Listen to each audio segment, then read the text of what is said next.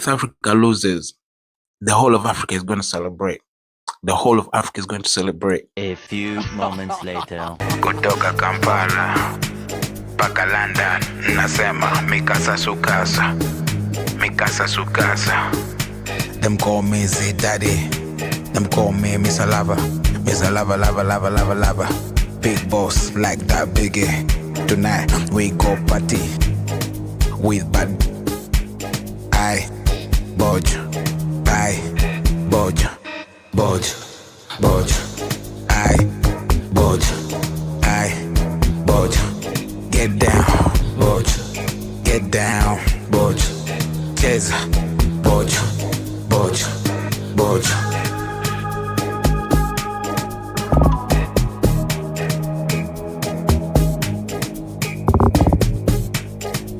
Sikuti ampalana.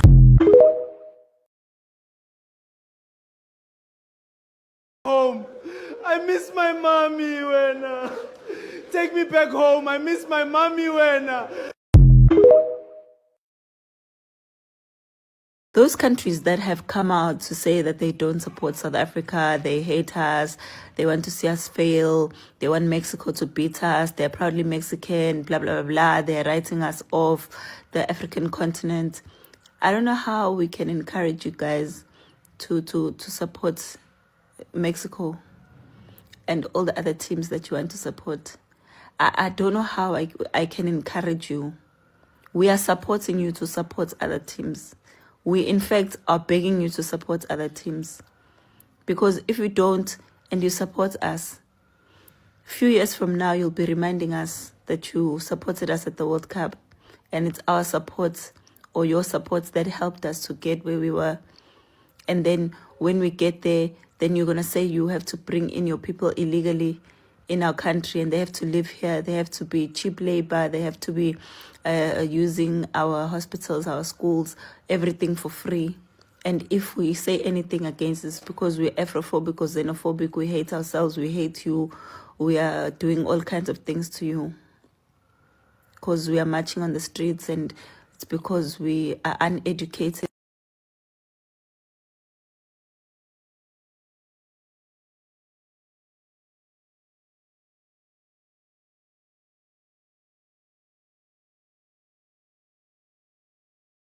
And I'm supporting Mexico. Nobody cares, bro. Like, we don't care. We don't give a fuck. We don't care, bro. We don't care. Please don't feel bad that the rest of Africa was out there supporting Mexico to win the match yesterday. You know, but we're just scared, you know, if we can rally our support and support you now and tomorrow you will claim that we took away your support. This man! You know that you also need to return home early so that you can protect your jobs.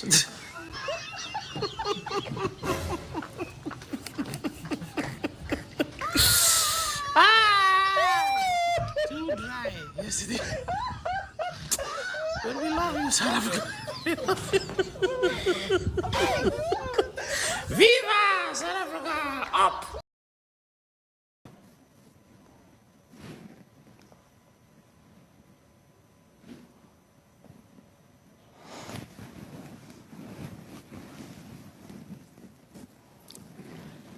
Okay, what do we say? What do we say?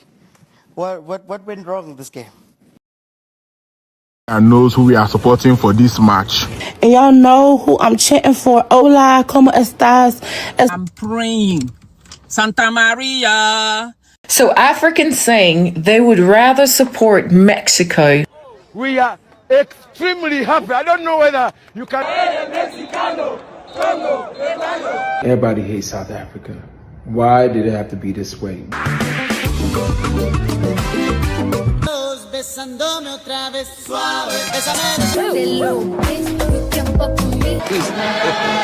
God have mercy upon us. Siri, how do you say champions in Spanish?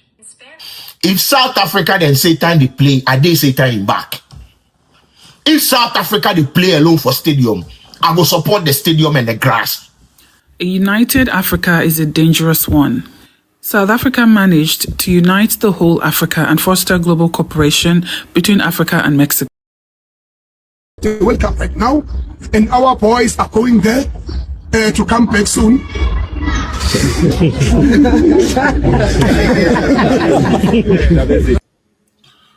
Yeah, thanks for joining me. Greetings, everyone.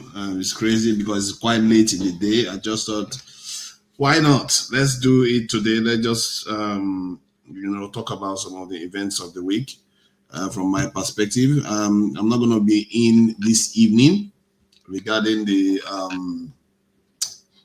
live stream. That's Saturday. Have your say. I'm not going to be around, so I thought, let me take this time while I'm here, to introduce the developing events of the week. One of them, the reason why I played this video of the South African one, it seems to be coming back over and over again, and ranging from the response of Nigeria Foreign Minister Ojukwu to the response of Africans at the World Cup by supporting Mexico against South Africa. That is quite a very strange event. I never thought I would live to see a day when Africans are ganging up, like united against one other African country. It's very fascinating, actually, that Africans are doing this. This is like almost universal. See, South Africans have made themselves notorious. I'm sorry to say they've tarnished their image for a generation. I don't know how this happened. I really don't know how this happened, because South Africa was riding high when they took Israel to court, the International Criminal Court of Justice. Not Criminal Court of Justice, International Court of Justice, if I'm not mistaken. And then here we are, barely 2 years later, and African countries are ganged up against the same nation because they are attacking foreigners in their country. And not just the attacks of foreigners, it's what the authorities are doing. What the authorities are doing is what is making it worse. And, there was a time when people tell me that South Africans are not xenophobic, and I would say, oh, no, it's just some of them. But right now, it's not just some of them, it's most of them. Because even the ones that say they are not xenophobic, that are condemned some of the attacks, the way they describe foreigners, you can sense a level of prejudice against foreigners in their country. An example is that Vosi guy that came to Nigeria and told Nigerians that people are trying to divide Nigeria. There's the kind of forces out there that want to divide us, and which is true. It's clear that the leaders of this movement in South Africa are being funded. But then, what is the government of South Africa doing to allow this to happen? Why are they not mobilizing their security forces? Because we all have, I don't know whether you've heard, there was an incident in the UK too, where people go out protesting because of some violent act of an immigrant against a local. And the police and the security forces came out in force. They were like, if they catch anybody doing that kind of stuff, they are going to be in trouble. That is how you respond to law breaking. But in the case of South Africa, they hardly even condemn the people that are attacking foreigners. So they have united the entire Africa against them.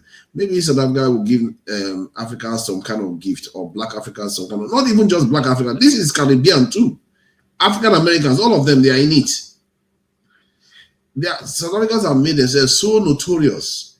I really feel bad for South Africans that live overseas. I really feel bad for them. Because those South Africans that live overseas, they are probably not xenophobic. Because when you are overseas, you can't be. Even if you don't like foreigners in your country, the way you deal with it is in a civil manner, not this way. So this stuff has gone on to become a big problem this week. It just keeps coming back and coming back and coming back in so many different forms. And it turns out that Nigeria seems to be leading the charge to try to humiliate South Africa from overseas. I can't believe it. Even in my own head, I find it hard to believe we are now looking to ostracize South Africans. How did they get here? How did they buy into this lie? It's so sad to watch. This is a fascinating, it's tragic nonetheless, but it's quite fascinating for us to study how a people can do something like this. Because the thing about xenophobia around the world, what you tend to observe about xenophobia is that they tend to go after people of different culture. They tend to go after people of different race, different religion, things like that. But in the case of South Africa, it's practically the only one that is going after similar race. Like in Europe now, you hardly see them go after European immigrants. But South Africans are going after black immigrants in South Africa. It's quite unique. And because of that, I'm beginning to wonder what is the source of the source of the funding and the source of the mind behind this movement. Because if it's to align with the nature and the theme of xenophobia around the world, then the people that go after black immigrants tend to be Europeans, at least non-blacks.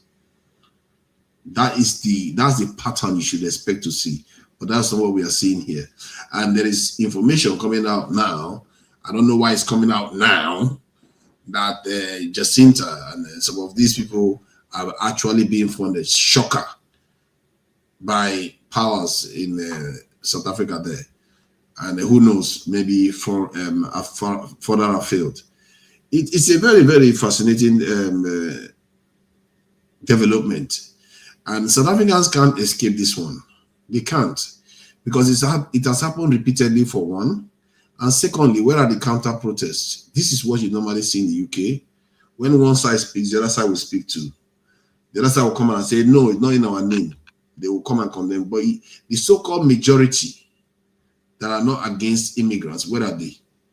Do you see them on the streets? You don't see them. And any South African that comes to say that publicly, that South Africans are not mostly xenophobic, and that the vast majority, they are silent majority, they are not saying anything, that it's just this small group of people. Okay, if you are this small group of people, where is the big group of people that are protesting against them? Where are they? Why are we not seeing them at all? And even when you hear South Africans talk about immigrants, it has become almost inherent in them to be discriminative against immigrants. They don't even know it anymore. You know how Israelis are against Palestinians? Sometimes they don't know how bad they come across when they talk about Palestinians. That's how South Africans talk about Africans.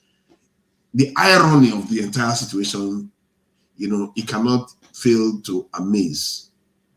Because this is South Africa taking Israel to court barely 2 years ago that is doing this. And to be fair, South Africa has been doing it before now. And so has Israel, to be fair too. So the two nations criticizing each other for their actions. I mean, South Africa going after Israel for abusing the Palestinian rights, which comparatively is far more grievous than what the South Africans are doing to fellow Africans. But to find South Africans in the crosshair of being the ones persecuting Africans en masse is just, you can't miss the irony. And one other aspect of this that that I didn't know before now, and all these truths are going to start coming out. South Africans like to say that their country is flooded by immigrants and they don't travel overseas, they stay at home. It turns out that South Africans don't stay at home as much as they like to say, that they like to stay in their country as much. Do you know that about 1.6% of South Africans are overseas as we speak? 1.6% of South Africans are overseas. Can you guess how many percent of Nigerians that are overseas at the moment? 1%. 1% of Nigerians are overseas, while 1.6% of South Africans are overseas. What does that tell you? It tells you that South Africans are choosing to leave their country at a greater rate that almost double the rate that Nigerians leave their country, which is interesting because that's one of the aspects that they used to mock Nigerians. Yes, Nigerians might actually be more than them in number, but proportionally versus the population of Nigeria, proportionally, Nigerians travel less than South Africans. And South Africans are supposed to be a lot richer. So there you go. That's one other information that I found recently that left me a little bit gobsmacked. And in terms of the UK too, the UK has about 4 times more immigrants than South Africa, even if they have similar populations. 4 times more immigrants than South Africa. And you don't see them putting deadlines for foreigners and the government standing helpless to rein in rioters or not prosecuting them. No, you don't see that. There's barely any rioter in South Africa that has been prosecuted for what they've done. It's unbelievable. It's remarkable. The entire thing, I can't even start imagining how that is possible. I can't. Because how can these same actors that took Israel to the court for abusing Palestinians sit by and watch fellow Africans go through this in their country without even deploying law enforcement to rein this in? Hardly even condemning it. Hardly even saying, hey, that June 30th, no foreigner should be scared. They hardly have done it. They've hardly done anything to reassure people that they are taking any serious action inside the country to stop what is going on. At least to punish the wrongdoers, the ones that are breaking the law. That is why, this is why many black people across the world are just turning their backs on South Africa right now. South Africans are going to live to regret what they've done. They are going to live to regret it. And you know their sin? Their sin is not that they make mistakes. Because every nation makes mistakes. Nigeria makes a lot of mistakes. But Nigerians don't go about saying their mistakes are some kind of virtue.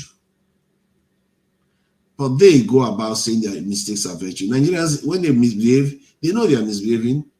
They know it's not like they are defending their business. They don't like crime themselves. They know when some Nigerians commit crime, they know they are misbehaving. But South Africans, when they are misbehaving, they double down. They double down like they are right in what they are doing. They don't care. And this is what is going to make that situation very, very, very interesting to watch the developments in the future. They like to laugh out. You see, another thing they do, they laugh at Zimbabweans. They laugh at Zimbabweans. I get a feeling that in our lifetime, we are going to watch Zimbabwe be a country that people envy more than they envy South Africa. You see, South Africans forget that just in 1970s, in the 70s, Nigeria was in its ascendancy, and we were doing all kinds of things, helping them, doing all kinds of stuff. Nobody will imagine that Nigeria will be like this today. In the 70s, you wouldn't imagine it. They think they are going to remain like this forever. And this generation that are doing this thing, they are going to live to see the consequences of what they are doing. And it's already costing them money. Because I gather that the Nigerian government has already started taking action against South African companies in Nigeria. Ghanaian government are already frustrating South African companies in Nigeria. In Ghana, the same thing is happening in many African countries. They are going to frustrate South African businesses. And funny enough, South African businesses make a lot of money from the continent. Billions of dollars from the continent. Because they will find it hard to go and compete outside Africa. Most of the Western countries are saturated with companies that can deliver the services and products that they need. South Africans are now more advanced than them. But South Africans they capitalize on Africa to. As a matter of fact, I'm not even sure there's any country out there that has made so much money out of Africa compared to how much Africans have made from that country. I think South Africa has gained far more from Black African countries than Black African countries have gained from South Africa. An example is like Nigeria. South Africa has invested billions of dollars in Nigeria, making a lot of money from Nigeria in the telecommunication industry, digital TV, and so many this in retail, this in supermarkets, stuff like that. They made a lot of money from Africa. But in reverse, I think Dangote has a cement company in South Africa, but relatively small, modest. There's not that much investment from Nigeria in South Africa. In other words, Nigerians are not competitive in South Africa, but South Africa is competitive in many African countries, making a lot of money from African countries. So you can imagine if the Africans shut South Africa out, that is billions upon billions of dollars South Africa is going to lose out on. And let's see how much money they are going to get now to pay for the welfare of those their citizens that they are paying for right now. Those black Africans that are busy kicking South Africa that are busy kicking Africans out, let's see where they're going to get the money to pay them when Africans stop using South African what they call it, services. So now I'll move on to other news. The other news is Nigeria. And we all know what has been going on in Nigeria. There's politics going on. There is also terrorism and kidnapping. I think the kidnapping one this week seems to have stood out, and it has led to protests. It has led to people questioning what this government is doing in office.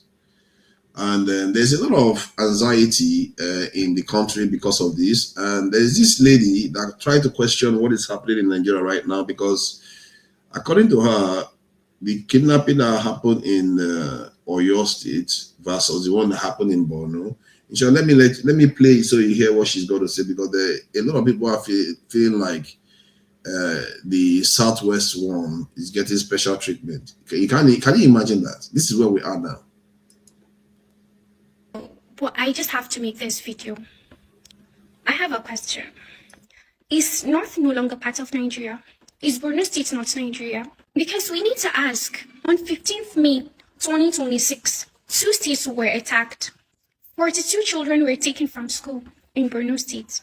39 children and 7 teachers were taken from Oyo State. The same day, the same crime, but 2 different responses.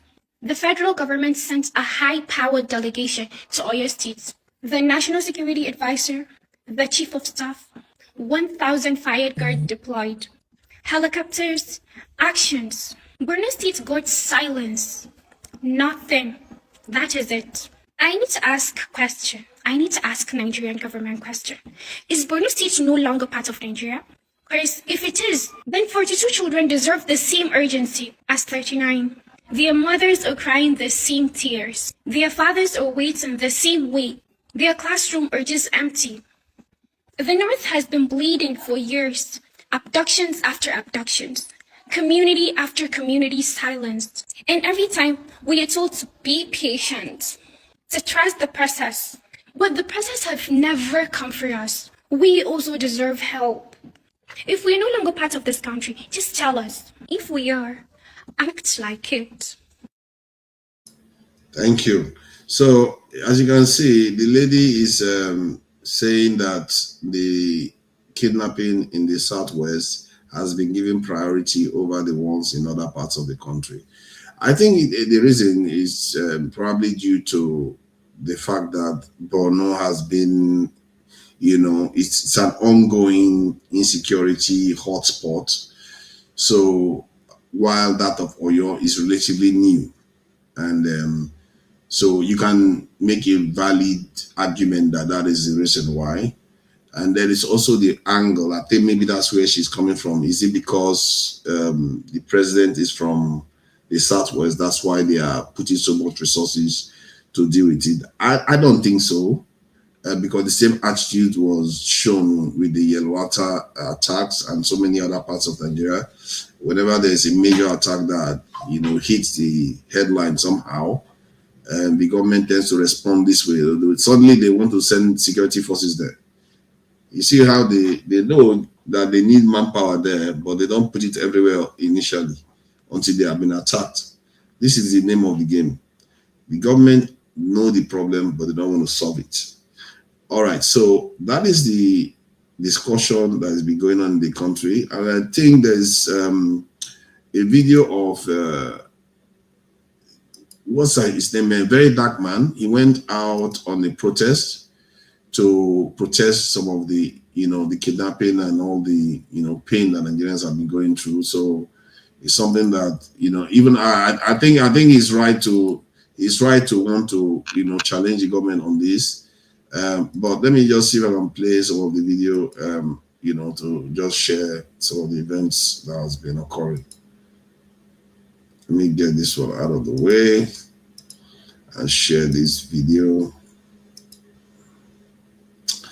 It's just, the entire thing is a little bit, I don't know, maybe you can make of it what you think. Let me just play it now.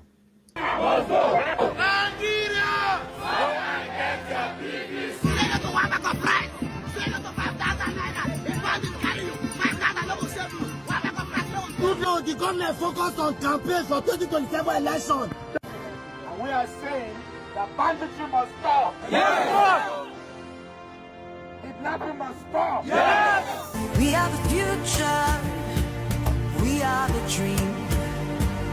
We are the nation. We are part of this. Yes, we are so amazing. That's the least we shall be. At the heart of the nation, changing history. How can they say that we are finished? We have just begun. When we have Don't forget us in the bush, please.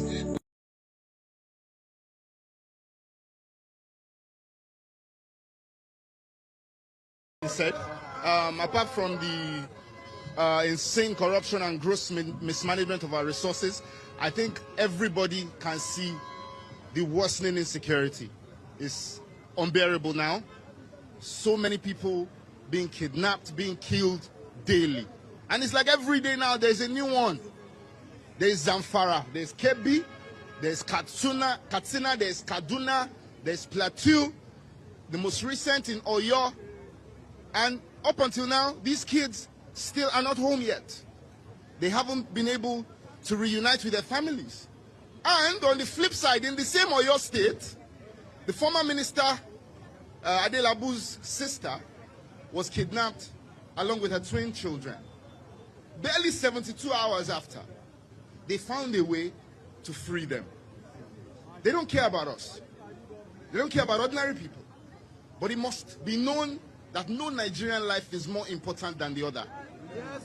Every single Nigerian life matters.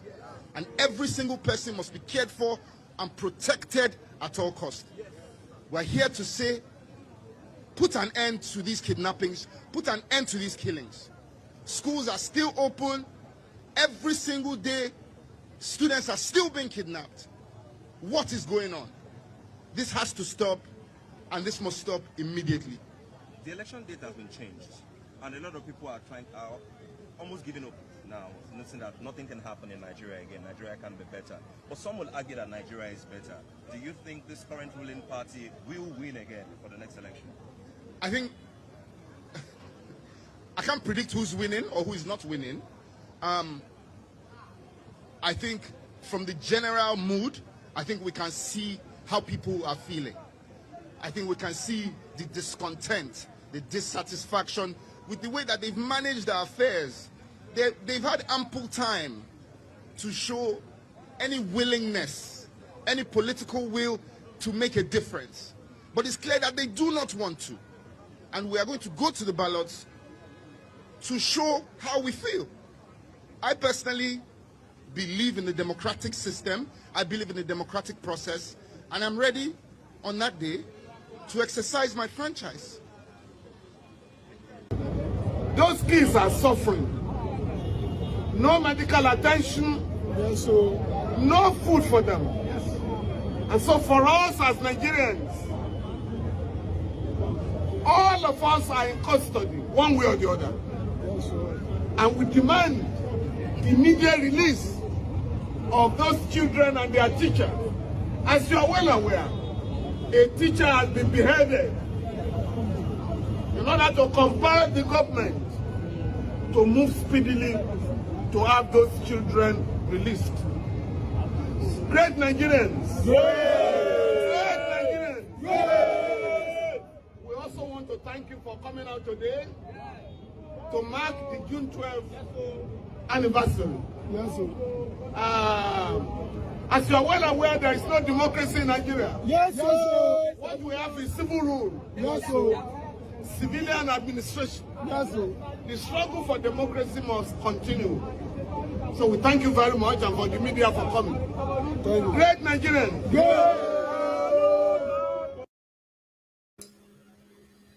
Thank you for that. Let me go on to talk about some of all these. Let me see. I think we've covered most of the news apart from the Trump side. Of course, there is Nigerian politics that is going on too. P2B and Kenneth Okonkwo trading. Kenneth Okonkwo seems to be going after P2B very harshly. And P2B has sued him. Maybe he thinks that Kenneth Okonkwo is trying to defame him, and which is, is his prerogative to do. If he feels like he's being maligned, yeah, he has a right to sue. And I just have my own issue with P2B for not, capitalizing on that 6 million votes that he got. 6 million votes, not how many Nigerians can claim to have gotten 6 million votes. There are not that many. He's one of them. And I would have thought he will look to capitalize it and make something of that vote, because so that, people are looking up to him. People are hoping that he succeeds in what he's doing. And we should not, all these people that think that the election is over, they should be careful, because democracy is a fickle beast. It can turn on you like that. Before you know it, the entire thing is over, and you find yourself in a situation whereby the opposition that you thought is not going to win, they are the ones that are going to be running the show for you, especially when they watch their children. Nigerians watch their children and their women getting kidnapped regularly. And our leaders just keep saying, oh, yeah, we're going to act, we're going to send thousands or 1,000 people. You can't imagine, like Ribadu got there, he wants to put 1,000 soldiers there. Why didn't you put it there before? If you put it like that in every community in Nigeria, is that so costly? Is that not cheaper than almost $50 billion we are losing every year in GDP? Is that not cheaper? Why don't they just do that? We are not even like, it's not like we are saying the country should be over-secured compared to other countries. We're just saying let the country try to catch up with other countries' security position.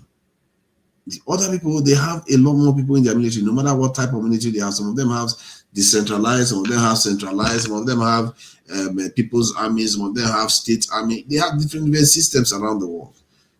But what they all have in common is a reasonable sized security force. Nigeria doesn't have a reasonable sized one for the amount of people that the Nigerian military has to secure. It's so sad, really, because I'm not even sure many of the soldiers that are fighting for Nigeria know this truth. They know something is not right, but they don't know that the burden that is on them is too heavy. You can't carry one soldier is supposed to defend an equivalent of 1,000 citizens. How is that fair? That is not, you are setting them up to fail. This is why I think that the fact that Nigeria is not totally imploding right now, our security forces are overperforming.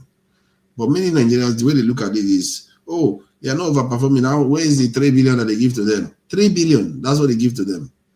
If you really knew what that number means something in the context of Nigeria, but it doesn't mean anything in the context of national security of most nations around the world.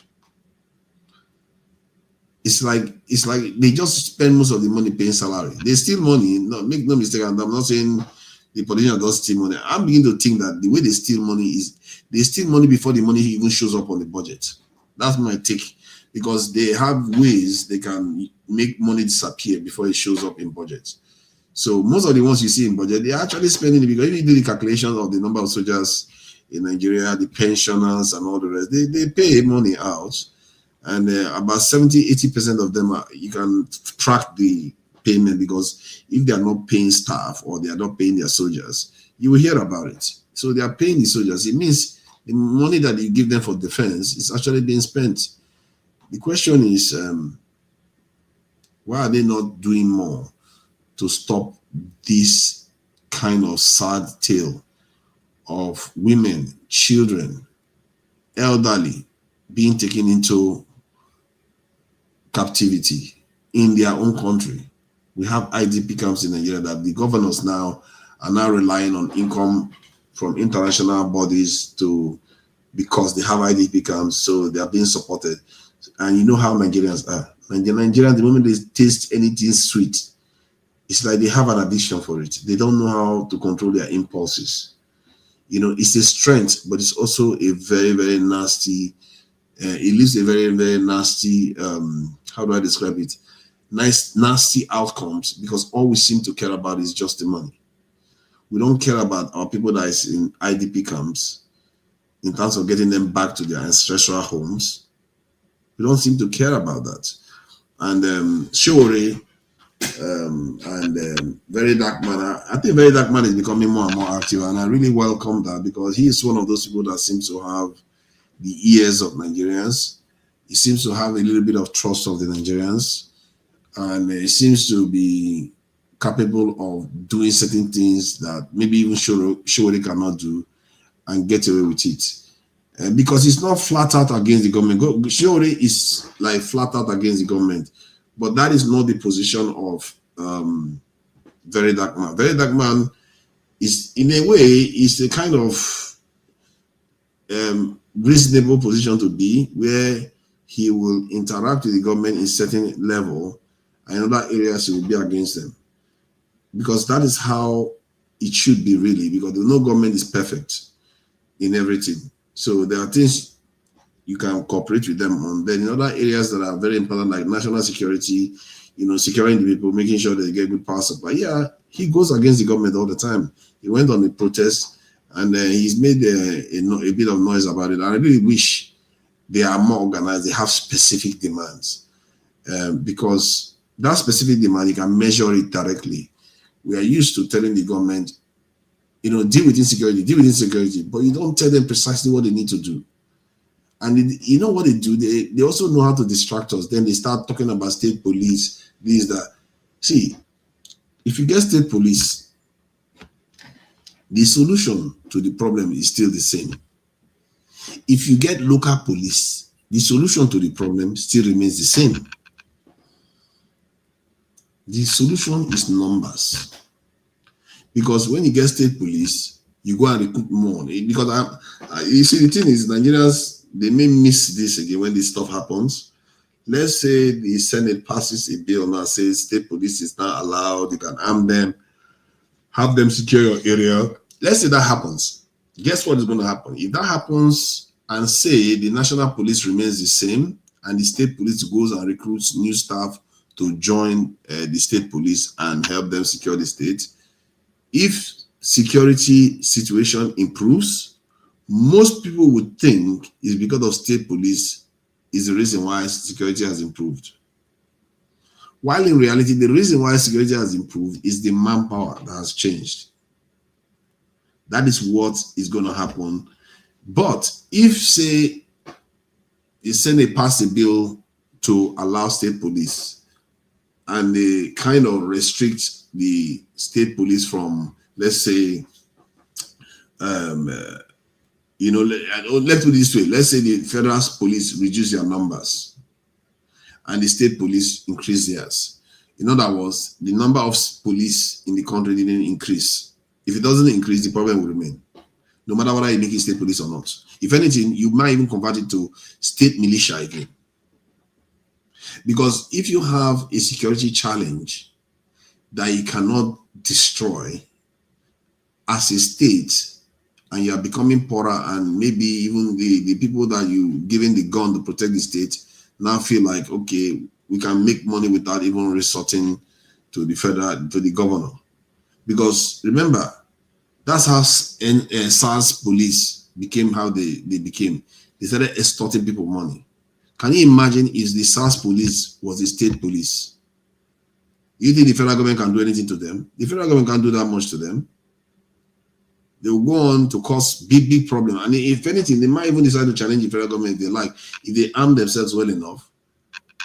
another state police decide to do the same, what are you going to do? You want to start fighting this thing. So you could create a situation that even gets worse. It starts resembling like DRC, where many regions and many parts of the country, the government barely has any power in it. And because of, look at the country today, look at the state of the country. And to be fair, many of our leaders have said that is the dream the foreigners, the foreign powers have for Nigeria. They wanted to turn Nigeria to a country like DRC. That's what they wanted to do. And till today, they still haven't succeeded. They are close, given where Nigeria is now, they are quite close. So that's what we are dealing with. And our president knows the problem. He's not going to do it. Our elites know the problem. They don't demand it. And I wish people like Showore, very dark man. I wish I met them actually. I wish I met them, to just impress upon them these specifics, because specifics are quite important. Because if you tell the government do this and the government doesn't do it, you will know, because you know the numbers are not up. The government hasn't done anything. But you see, that's the thing, because you will see them to recruit. But if you tell them to improve the country, they will just call their joint chiefs and say, oh, go and make sure you quell that thing in that area. When they go to that area, somewhere else catches fire. It's always the name of the game. It never works. And this game will carry on. That's the sad tale of affairs. It will carry on and carry on and carry on and carry on and carry on until we decide that enough is enough. We are actually going to up our security posture. Until we decide to do that, the sad tale is that it's just going to carry on. It's sad. It's just what it is. And so the politics of Nigeria seems as if it's settled now that the Tinubu is going to be president 2027. There's no guarantee, but it's very likely that it could be. Anything can happen any moment in politics. Was it not the politics that said a week can be like a year in politics? So we have to be careful when people just assume Tinubu is going to win. That said, we as a people have to soon start taking ourselves a little bit more seriously, especially we in the South, because there is this video. I wanted to talk about what I'm reacting to Bantu City Diaries. He's a fascinating individual that has started making videos about some of the ills in Africa, the Black community, and often he speaks about Nigeria directly too. And he made a video recently saying that the Southern Nigerians are very, very, I think for want of a better word, I would say, he said we are kind of showy. Let me try to be nice about it. We like to show off that we have wealth so much. And he gave some devastating information about the level of wealth in the north of Nigeria, in the hands of northern Nigerians. That if those were southern Nigerians, the example he gave was, if, say, Dangote was from the southeast, how would he behave? He felt like Dangote was going to be like, if he was from the southeast, he was going to be very boastful, very arrogant. That's how they are. And the same thing he said will happen with the southwest, because from what he has seen, that's how they behave. And I'm not sure that's okay. It is true that the northerners are a lot more reserved. If you are looking at it from a macro level, they are more reserved than the south. But there are southern billionaires that are not very showy too. And I try to remind him of Arthur Eze. That Arthur Eze is from the southeast. That how is it that he is not even known? That he didn't even include him in the top richest men in Nigeria.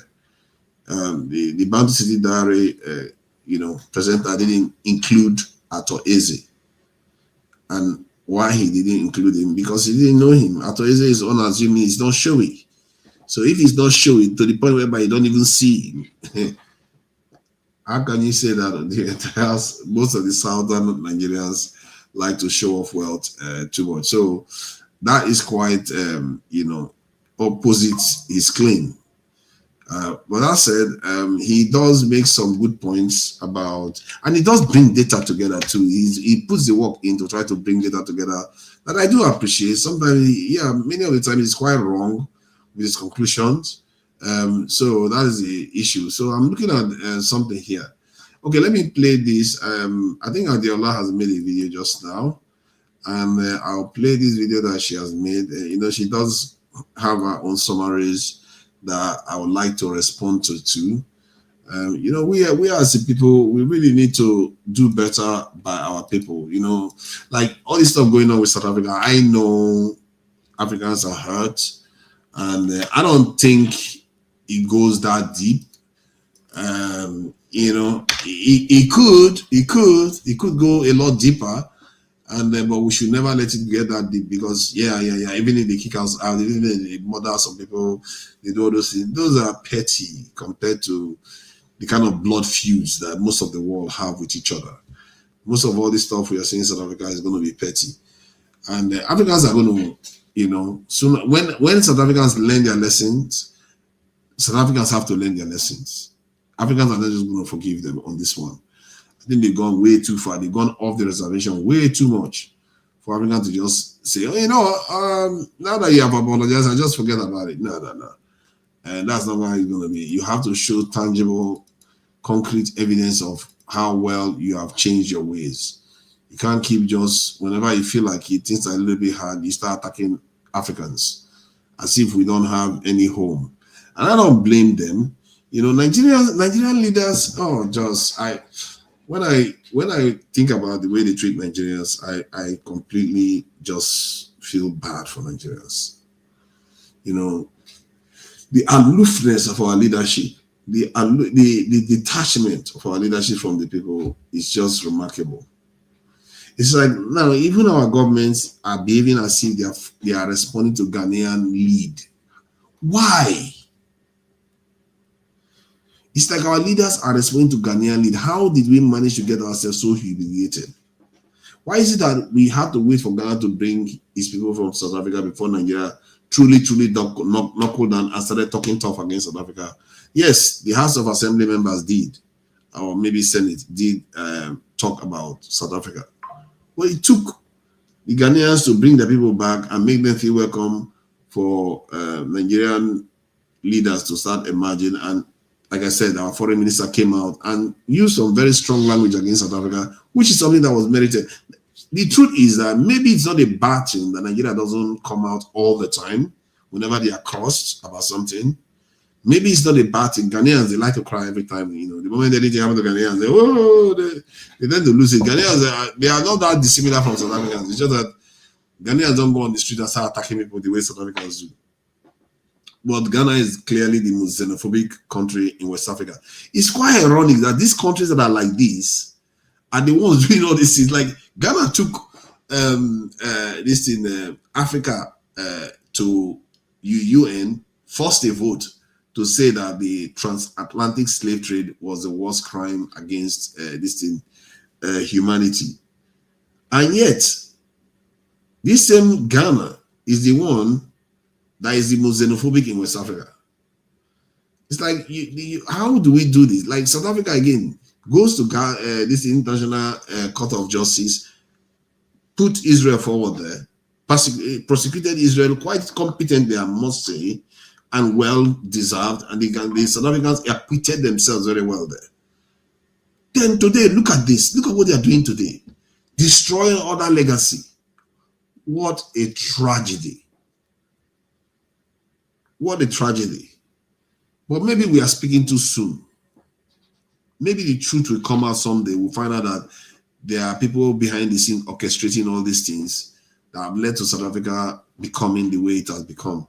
That maybe sooner or later people are going to change. That said, though, even if, let's assume that somebody was funding Jacinta and all these anti-immigrant groups in South Africa. When we say anti-immigrant, we are saying anti-black groups in South Africa. Let's say somebody is funding them. How about that person, the people that are funding them, they didn't fund all South Africans. Otherwise, South Africans they wouldn't be crying that they are out of job. They didn't fund the entire South Africans. So How about those ones that didn't fund? What were they doing? What are they doing? Why are they not coming out? I've been always asking that question. I've been asking it since this life. Why are they not coming out? I'm sick of people telling me, oh, it's not all of them, it's not all of them. But where are the ones that are not doing it? Why are they not coming out en masse and say, let's organize the posters, let's have this day, today, this day is our day? No, they don't do it. And I'm suspecting that because many of them share the views of those protesters. The protesters are not a menace. They can easily be rounded up if they did something wrong. They can easily be rounded up. They shouldn't scare any government. But somehow they seem to. And it's very sad to see, because I don't know how to square this. Could it be that South African president didn't have much of a choice? Because they said he's a minority in the country. He's from one of the minority groups in the country that doesn't have a lot of votes. So he doesn't want to annoy the bigger groups so that they don't target ANC during the election. So in other words, he's putting the interest of ANC first before the interest of his country and the reputation of his country.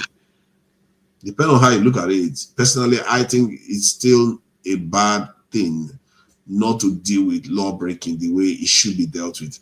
South Africa is going to rule the day they didn't deal with that problem the way they should have.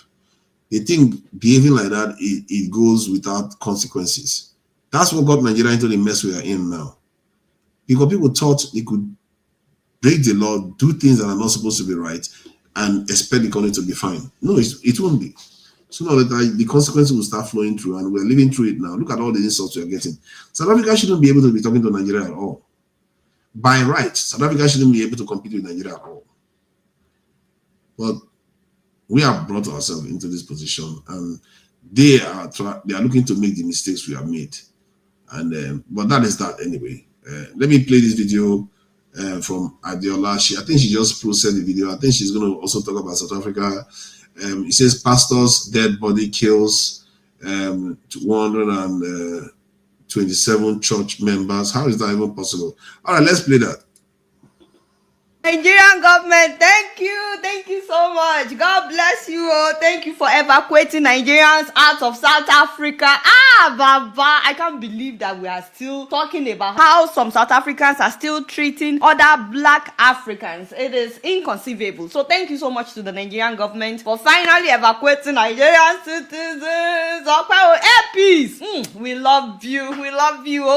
By the way, shout out to Ghana too. They already evacuated their citizens a while back. Did you guys see that video? Ooh, Charlie, we are feeling you in here. You know, it was so funny because after Ghana evacuated their citizens, some South Africans were complaining that why was Ghana evacuating their citizens? That it's just Nigerians that they have problem with. It's not that bad. We were like, wait, what do you want? Do you want us out? Do you want us in? Which one? South Africans. Yeah, boy. Choose what you want. Thank you so much, Ghanaian government, for taking your people out. And speaking of Ghana, guys, I'm so excited to hook you up with a Ghanaian sister. A beautiful Ghanaian sister, Bonnie, Auntie Nena.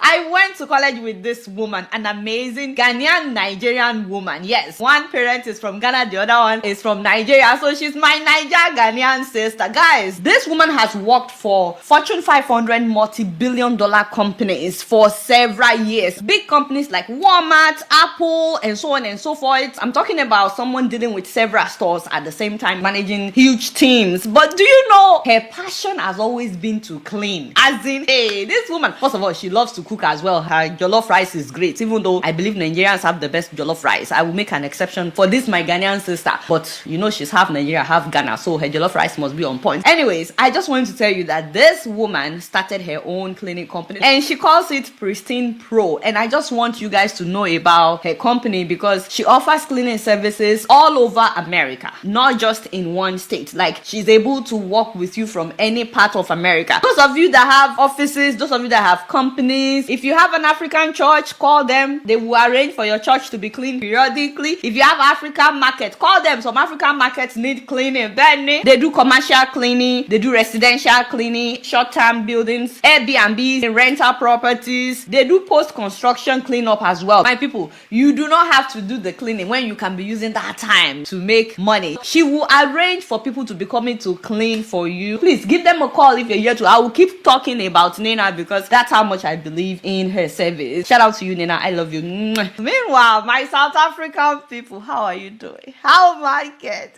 Yeah, boy. Mexico beat you? Yeah. I'm sorry, but we were all supporting Mexico. Can you blame us? If we support South Africa now, they may say that we are taking their jobs. Ekwele, sorry, South Africa. We love you guys, but I told everybody, I said for this match, my name is Sophie. Sophie and Marie Jose Benny. I walked all the way to Vegas. I trekked to Vegas to support my papi, my Mexican brothers. Because why? Charlie, why? Why do some of you hate Nigerians? Like Kilode gonna hat. By the way, it's not just Nigerians. So my Ghanaian people, Charlie, we saw you. People were making all kinds of videos to support Mexico instead of their fellow African brothers, the South Africans. But really, jokes aside, xenophobia has nothing to offer you. No benefit whatsoever comes out of xenophobia. It's so sad that till now a lot of black Africans are still being attacked in South Africa because some people believe that other Africans are in South Africa to take their job. Anyways, shout out to Mexico 2-0. We truly appreciate you. Mwah! Mexico, we appreciate you. Thank you so much. So guys, don't forget that if you download Lemfi and you send up to $1,000 from the US, UK and Europe to Nigeria between now and the 16th of this month, that Lemfi is giving out 6 million naira. They are literally selecting 20 people and they will give their fathers 300,000 naira. For Father's Day, it will be like a Father's Day gift. So guys, download Lemfi if you're yet to. If it's your first time, use Manny Mandela as the promo code to get additional $20. If you've been using Lemfi before now, this applies to you as well. Just send up to $1,000 between the 1st of June and the 16th of June, and they'll be selecting 20 winners to give 300,000 to their fathers. All right, guys, let's talk about the Ebola outbreak. It's so sad what is happening right now, especially because a lot of African countries don't have access to the necessary gadgets to protect the health workers. But you know, the saddest part is the fact that we still have to educate a lot of people. I don't know if you're following what's happening in the DRC. At least 136 people have been confirmed dead in the DRC, and they already have more than 600 cases. But one of the incidents that happened that actually led to a lot of death was that a popular pastor died in the DRC, and health workers confirmed that he died of Ebola. His name is Sylvester Atama. But when he died in a town called Mongwalu in the DRC, something really sad happened, guys. You would not believe this, but his church members wanted a traditional burial which involved a ritual of touching the dead body. His church members, they wanted to touch his body so bad that some of them came with weapons. They came armed, trying to attack the health workers. The health workers had to go get the police. And you guys would not believe that for 5 hours, the security forces were fighting with his church members, trying to prevent them from touching his body. 5 hours. Why should it take 5 hours to explain to people that this is dangerous? Do not touch his body. This disease is contagious. I was heartbroken because we just knew what was going to happen after that. They finally agreed to some negotiations. They had to do the funeral on a Monday morning. Come and see the crowd. And you know, there were people that had touched his body, of course, because after the funeral, I watched a video where one of the residents of that town was talking about how so many people that went to the funeral came back and that many of them ended up dying. At least 127 people have died in an Ebola outbreak in Eastern Democratic Republic of Congo, and investigators believe it may have started at this single funeral. When Pastor Paluku Mukundi Deni was buried in February, on the way to his hometown, the pastor's coffin had been damaged. A broken coffin, a body transferred by hand. Within weeks, dozens dead. It's heartbreaking. It's so sad. We need to invest more in educating our people. We need to do more sensitization. Because if Ebola breaks out in one place, the world is a global village now. People literally travel everywhere. So please don't think that this doesn't concern you. Make sure that you educate people where you are, because it's not just a DRC issue. It's all of us. We have to educate ourselves. But our sincere condolences to all those who have lost their loved ones. It's so sad. I've seen so many sad videos. Mothers losing their children, sitting next to the dead body, just crying. It's unbelievable, the devastation that has happened. But I also feel like it's another wake-up call for us in Africa, that we cannot continue to depend on the US to supply us with the necessary medical gadgets. It's heartbreaking the way they just yanked everything. But it is time for us to invest in our own healthcare sector. Shout out to the health workers, by the way. They are risking their lives. Meanwhile, I want to talk about something different real quick. At the beginning of May, I talked about life insurance, guys, and the response has been overwhelming. I've been wanting to do a follow-up. Yeah, that is that coverage that she normally does that I enjoy. I think this week has been a South African week, actually. Nigerians have had a field day with it. And now let me just touch on what is going on in the UK. A Sudanese man. Sure, let me play the video so you can see. I mean, it's insane, you know.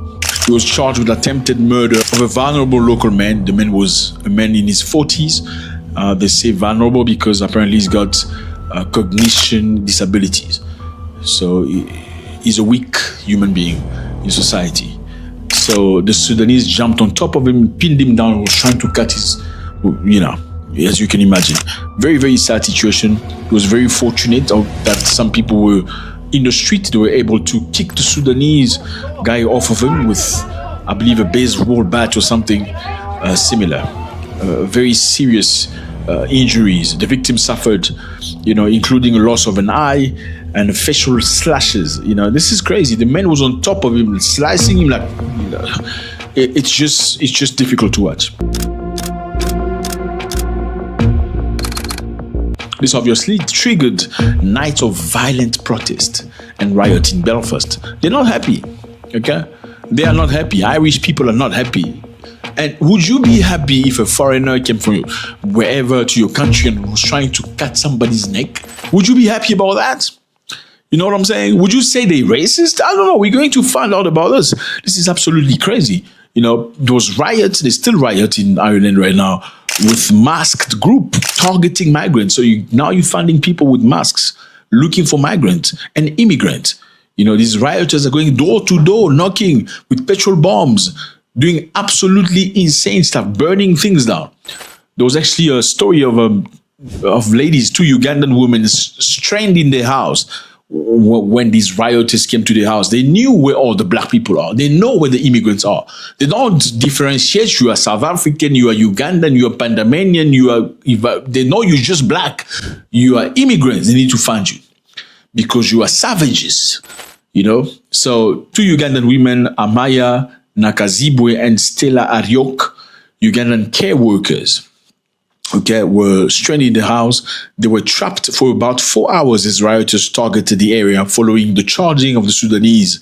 The mob, described as young men, started with marching, then escalated to burning buses, bins, cars, properties. Petrol bombs were thrown and stones smashed windows, and smoke filled their home and neighboring houses burned. Can I really be able to stay here? Will I be safe because of what happened and the whole experience? So just know I'm scared. It took some time, but the ambulance people kept us on phone. When the police came in, they told us we needed to go to either the toilet or the last room, just keep it closed. Whatever was happening, we shouldn't come downstairs. They were trying to manage, to guard the doors, but they wouldn't manage the mob. That was what they were assuring us, we cannot let you guys out. Yes, we can get you to a safer place, but you cannot come out. It's not safe for you.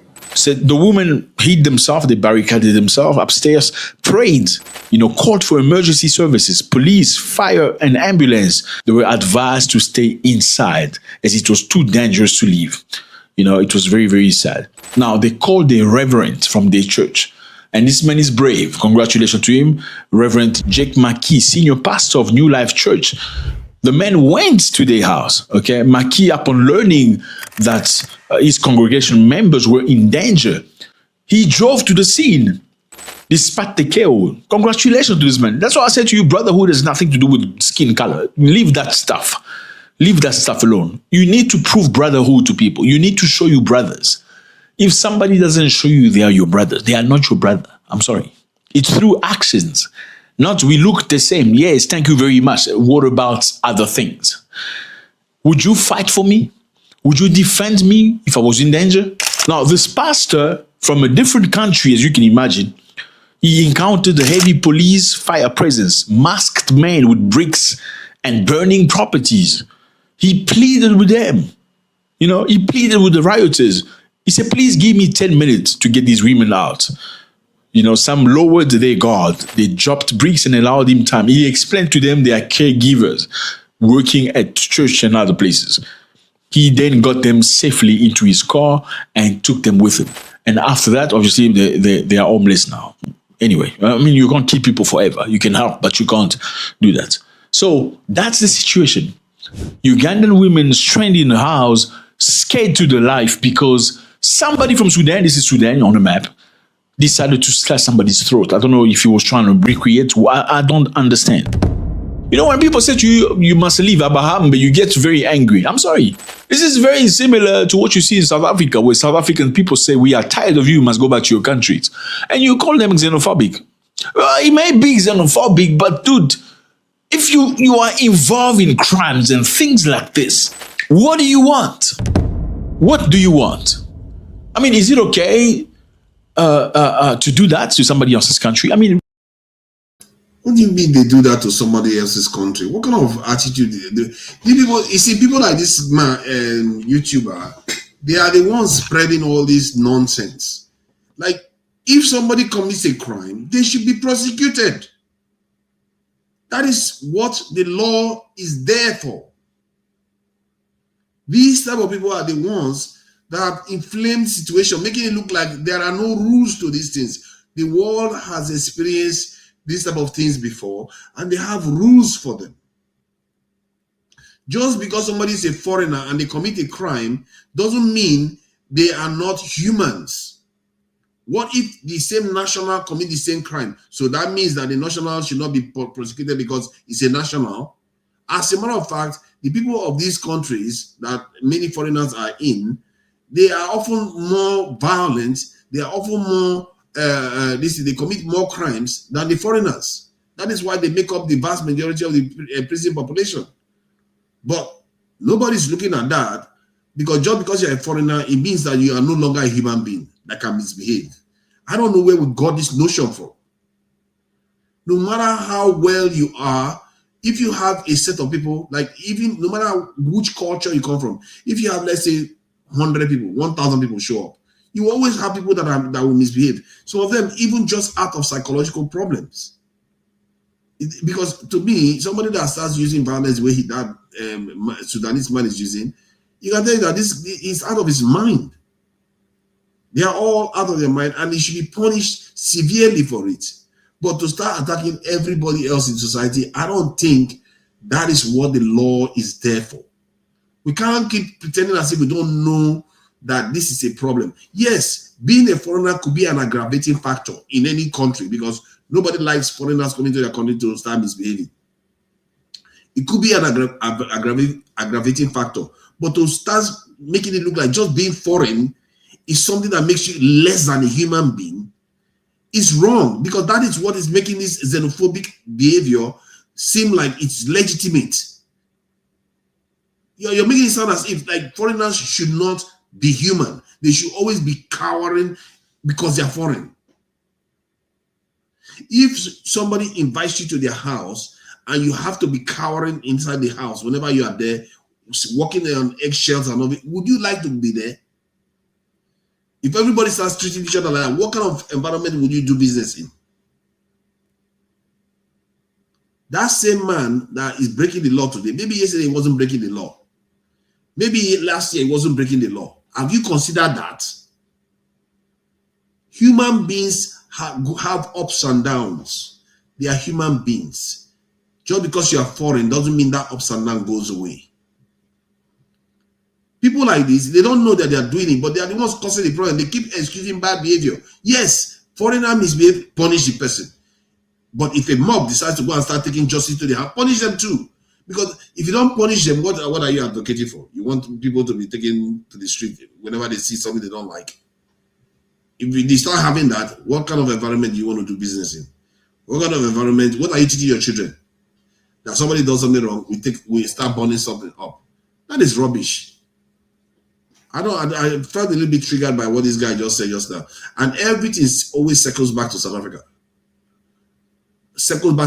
He tried to connect what happened there to what happened in South Africa to try to justify it. And because he tends to hate Nigerians. Every time he keeps saying Nigerians are selling drugs, Nigerians don't grow drugs. Where are the Nigerians getting these drugs from? I don't know what is wrong with these Nigerians that are even doing all these things. Why do some Nigerians have so much big eye that they have to be going to carry drugs? Because of you and this stuff have been going on a long time. Because of this sort of people, Nigeria has had a bad reputation because you are just looking for quick money. Quick money. Where are you taking quick money to? You are still going to die. No matter how much money you have, you're going to die. Where are you running away with money? Come up with good ideas, and there are so many ways. God has given you a mind. Use it. Use it to invent new ways of making money, instead of always going to drug all the time or prostitution. All this nonsense. It's not because other nations don't do it, but there is a psyop out there. There has been a psyop, and I'm beginning to believe that there has been a psyop against Nigeria specifically for a very, very long time. Even Nigerians have come to believe that there's something seriously wrong with them. Nigeria is one of the most generous set of people in the world. Literally. Well, no, this is not made up. Based on reports, Nigerians are the most generous people in the world, given how much they have. And Nigeria as a nation is the most selfless nation in the world. Before Nigerians get cross with you as a nation, you have pushed them beyond the wall. Before Nigerian government start coming out to start criticizing South Africa, the rest of Africa has already given up on South Africa. That is why whenever Nigeria moves, the rest of Africa just moves in that direction. It's not because Nigeria is the one directing it, because by the time Nigeria moves, the rest of Africa has already given up on you. I don't know how Nigeria as a country, I don't know how we do that. I don't know whether that is deliberate or something, because on everything else, Nigerians are, their leadership, they are very, very bad to the people. But I don't know how we do this as other aspect of our nature, whereby, like, we go to Liberia, sort Liberia out, we go to Sierra Leone, sort Sierra Leone out, go to Gambia, sort it out. Any country that has problem, we try to help out. We help Haiti out, help Somalia. We keep helping. I don't know how we do these things, given how inept and corrupt some of our leaders are, and uncaring about their own people. Some of our leaders are. How do all this is married together? It doesn't make sense. The entire thing. This is the kind of mishmash you see in Africa constantly that doesn't seem to make sense. But for these reasons too, it means that Nigerians, when they move, people follow them. And it also means that Nigeria is worth defending. Because even South Africans, in terms of proportions, they travel more from their country than Nigeria. You know how they say, oh, go back to your country, go and build your country, go and do this, They travel more in terms of the rate of traveling more than Nigerians. They leave their country more than Nigerians. 1.6% of South Africans live overseas, while 1% of Nigerians live overseas. Why is that? When I saw that figure, I couldn't believe it. I couldn't believe that number. 200 and something thousand South Africans are in the UK alone. 200 and something thousand. Over 200,000 they are here in the UK. I think it's the UK is the country that has the highest population of South Africans that live overseas. Almost 1 million South Africans live overseas. Almost 1 million South Africans live overseas. And when you hear them talking, you would think their people don't live overseas at all. Oh yeah, go back home to your country. Go back home to your country. They are overseas. If the UK decide to kick out that 200,000 from the UK now, how will they enjoy it? Every time, and people have nurtured South Africa to a point whereby they become very, very terrible now. And it's people like this man here. But while in Nigeria, they've just been maligning Nigeria repeatedly. Before South Africa did what they did recently, was it not Ghana that was saying that Nigeria should not stay in the country? And some of all these things, people don't question it because Nigerians too know that Nigerians are involved in these things. So we just assume that, okay, we are the worst at it. We forget that other people do the same thing. Many of them are committing these similar crimes too. It's not that we don't track them because they are fewer in number compared to Nigeria. Ghana is about 30 million, so 6 to 7 times more than Ghana population. So how can you hear Nigeria commit a crime 6 times and hear Ghana commit a crime 1 time? You rate them the same way. You're not going to rate them the same way. You're going to think Nigerians are the ones committing all the crimes. And this is the way the human mind works by default. Because if you see 6 Nigerians commit a crime and you see one Ghanaian person commit a crime, who are you going to associate with that crime? Nigerians. Because they have more numbers. But it doesn't mean inherently their population don't have similar proportion of people committing the same crime.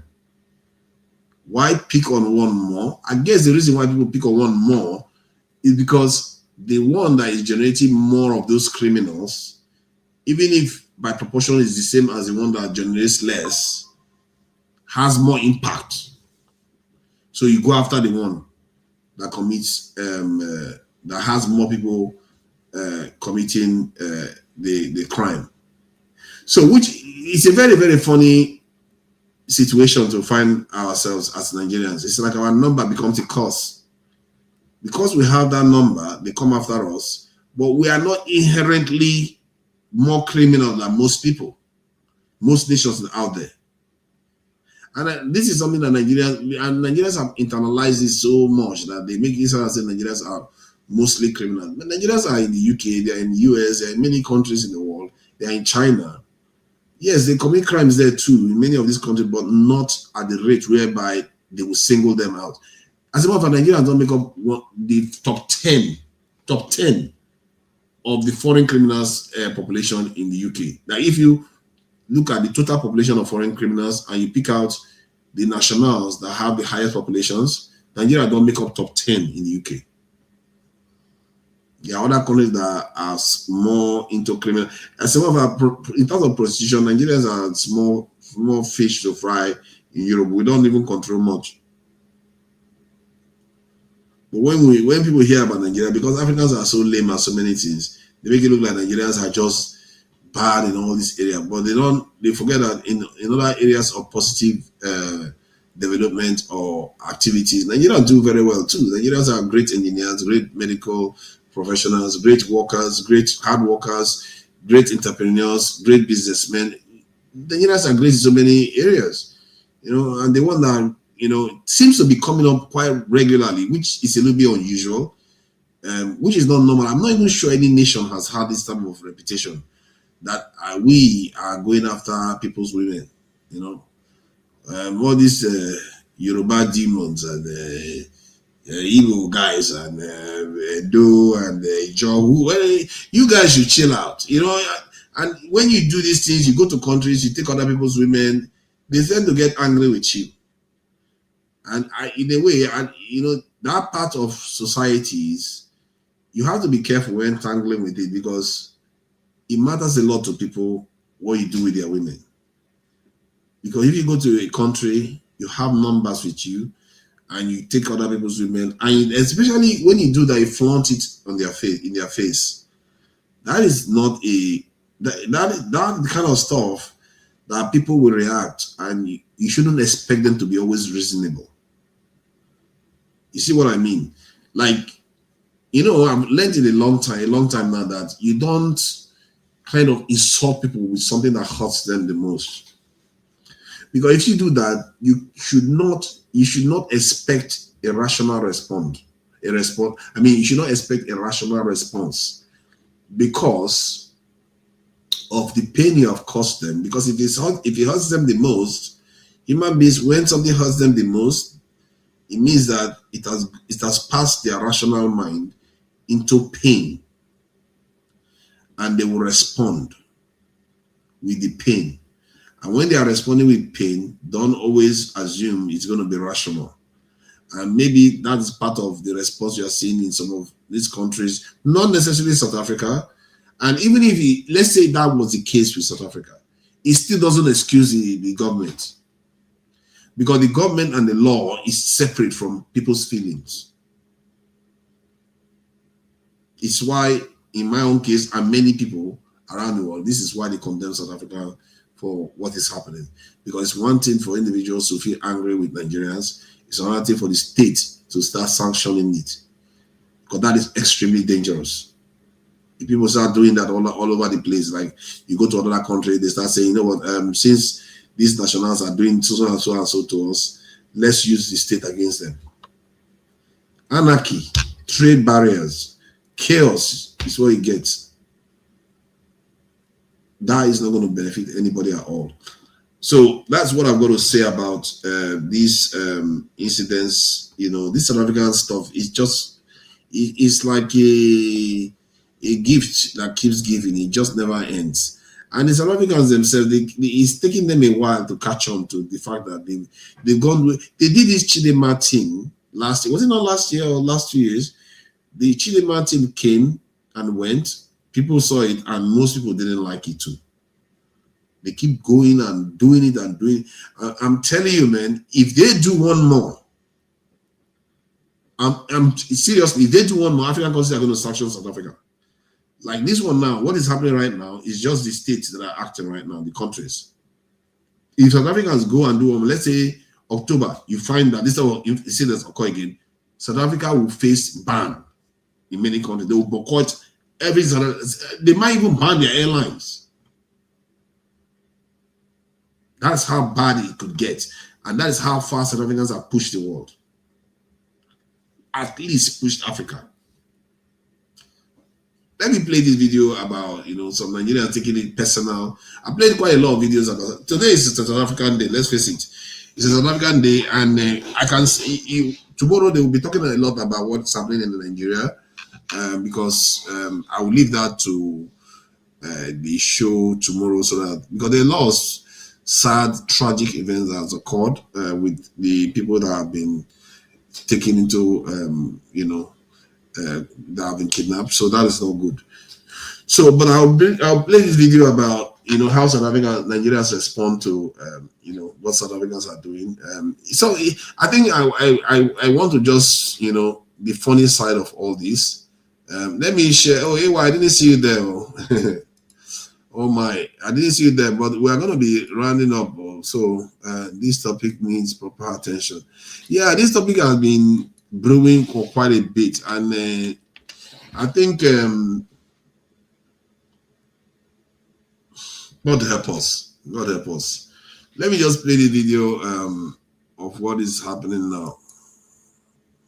People that are petty than Nigerians. Those people, they are very, very petty. Like Nigerians left Nigeria, went to Mexico, bought Mexico jerseys just to go and boo the South African players. Lots of Ghanaians are so shocked at the actions of some Nigerians towards South Africans. They were like, what sort of pettiness is this? Do you guys believe that some Nigerians moved all the way from Nigeria? These guys went to Mexico, bought Mexico jersey just to boo South Africa. No wonder when I was watching the match, I kept hearing boo, boo, boo, especially when South Africans players are the ones with the ball, if that makes sense. I'm going to take you guys to the videos that is trending right now. The thing there is that not just Nigerians, even Ghanaians would do such. At this point, the world has totally rejected South Africa. Kindly watch videos and please leave me your thoughts in the comments. Do not forget to like this video, share this video, and subscribe. First of all, in my life, I've never seen people that are petty than Nigerians. Those people, they are very, very petty. Like, they are very, very petty. If you do something today, they will not forget. They will pay you back pay. Do you know that Nigerians left Nigeria, went to Mexico, bought Mexico jerseys just to go and boo the South African players? Just because what is going on in South Africa, they don't like it. So they spent money, buy plane ticket, visa, buy ticket for the game, went to Mexico, buy Mexico jersey, make it with the Mexicans, convince all of the Mexicans to join them, boo the South Africans. These people are petty, very, very petty set of people. Look, even the South African goalkeeper is saying that they don't know what they've done. They don't understand it. As I said, they became overwhelmed. And everything that's going on is not the fault of the players. These Nigerians convinced these Mexicans and they were booing them. And now the South African players, they are sad. They are baffled. Hey, Nigerians. Oh, no. What? Where are we? Sorry? Your name? My name is Stokes. Where are you from, man? I'm from Nigeria. But you're with this old Mexican. All Nigerians are for Mexico today and for this tournament. Why a Nigerian is supporting Mexico? Because we have rivalry with South Africa, and culturally, traditionally, Mexico and Nigeria, we have a lot of similarities. So we show love. And I love Mexico so much. So massive support. So give us a Viva Mexico, Como Mexico. Como Mexico, Viva Mexico! Let's go! Where are you from? We're Nigerians, but we live in England. Nigerians! All up in Mexico. Wow. Just wow. Let's go, Nigeria! Just wow. Wow. Everybody is against South Africa. It don't scatter. It don't pa. It don't. All thing don't shake. All thing don't craze. Now, I've seen videos of South Africans saying, oh, we don't care about other African countries supporting Mexico. We don't care. You are lying. You care. You do care. Because, now, even if it was me, I would care. Because under you guys' comment section, it's not going easy for you guys. Is it Bafana page or something? It's not going easy for you guys at all. There's no single African country that is supporting South Africa because of xenophobia. You guys decided to be xenophobic in that country, and nobody is supporting you guys. As a Ghanaian, what have I got to do with Mexico? Now I'm sitting here sharing that because Mexico just scored a goal. I'm here sharing now because Mexico scored against South Africa. As a Ghanaian, what's my own with Mexico again? Apart from Lagata and Maricruz and Lagata, apart from them, what else have I got to do with Mexico? Now I have to sit here because of South Africans decided to be this illiterate in their country, and now we have to support Mexico. And you cannot tell me it's not penny. It's penny you. Sure. And now you people, they've scored you, and now you're going back to your country. In fact, if Ghanaian doesn't even win the game and South Africa comes out early, that's the only thing I'm looking for in this World Cup. Nothing else. Because we know how Ghana people, there's no way we're going to win. There's a reason why Africans don't like Nigerians. There's a reason. Which one is your name? Is Alejandro Nascimento Tijuana Estaval? Uchenna that they gave birth in Auchi, he has spent all his life in Auchi, but all of a sudden, because of hate watch, you change your entire identity. Because of hate watch, you are wearing cowboy hat, you are carrying guitar, you are learning Spanish because of hate watch. And you know what's paining me? Nigeria did not even qualify for the World Cup, but you cannot insult a Nigerian because before you insult them, they've already insulted themselves. You don't have anything. Your name is Tijuana. Uche. Okay. Mona continue. Not even qualify for this World Cup. But anyway, my name is Callisto. I swear to God, I swear to God, I give South Africa 2 more weeks in this World Cup. June 25th, go back to your country. Go back to your country. June 25th. I swear to God, if South Africa don't leave this World Cup in the next 2 weeks, see, so help me God. South Africa don't leave this World Cup in the next 2 weeks, so help me God. June 25th. June 25th, South Africa must go back and fix your country. June 25th, South Africa must go back and protect your job. June 25th, South Africa must go back and fix everything in your country. June 25th. If we see you in this World Cup after June 26th, so help me God. So help me. Nigeria is a country you should never disrespect. South Africa, the whole Africa is against you for disrespecting Nigeria. Nigeria is the giant of Africa. It must be respected. Now we are all rooting for Mexico. South Africa, you must go home. You must go home. Go home. Father God, we just want to thank you for making South Africa lose their game.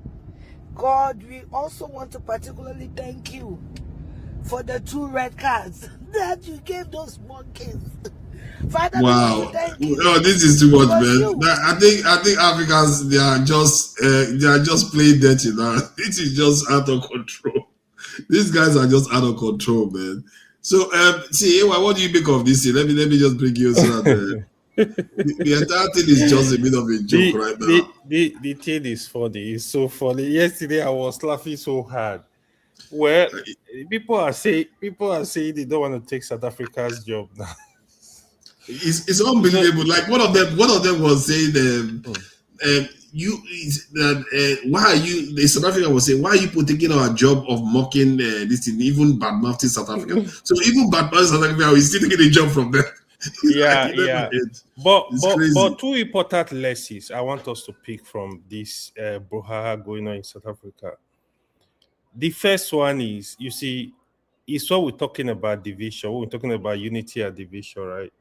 You see, when it comes to division, you know my stand. I've always said, even if you split a country into thousands of places, people that will come with division will come. It doesn't really matter. It's just unfortunate the one that is very prominent when it comes to religion, when it comes to tribe. But even with the tribe, you see, and we keep telling ourselves a lot of lies. I see situation, even inside the mosque, you will see some level of division. How people, oh, I'm from this country, oh, these people. You will see this kind of activity. Everywhere you go, if you pay attention, but people don't tell themselves the truth. Like, I'm looking at South Africa, okay, what are we going to say we are fighting for now? The same color, black, same continent, just different country. You are not even different. If I see a South African man anywhere in the world, oh, my brother, now you want to kill people just because some crazy element among them committed some crime. You want to flush out everybody. You are after people businesses. You are after people life. You see, it just shows human being how we think. But one other thing that is we need to tell ourselves as Nigerians, forefather, Nigerians are doing too much. Quite a number of us. The drug crisis in Nigeria, you cannot discuss this issue without referring to that. They are the people committing majorly the higher percentage of the drug cases. But where are they getting these drugs now? We don't grow drugs in Nigeria. See, hold on. Even in Nigeria, it's going on now. In the name of quick money, they want to build big mansion in the villages. They want to do our past my neighbor. Hold on. Let me Did you just say that we grow drugs? Just hold on. We don't grow drugs. Like that's what you said. We don't grow drugs, but here is the fact. The drug crisis in South Africa is caused by Nigerians. They know themselves. Nigeria, they are doing too much.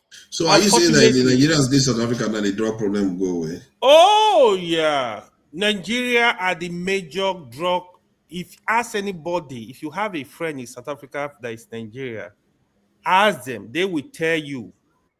They will tell you what is going on in South Africa. But unfortunately, it's not every Nigeria that is into drugs, right? There are Nigeria that are doing legit businesses, students, hustling, doing legit work. That number is also high. But it's few Nigeria that go to outside country and damage Nigeria known. Are you not asking yourself, why is everybody after Nigeria? We never ready to have this discussion. Why is every country we are having issue? The moment we go outside, we got. I think I just gave you the answer already. I think part of the problem is that we have numbers. Because if, let's say, a proportion of Ghanaian, like Ghana makes up our 1/6 of Nigerian population.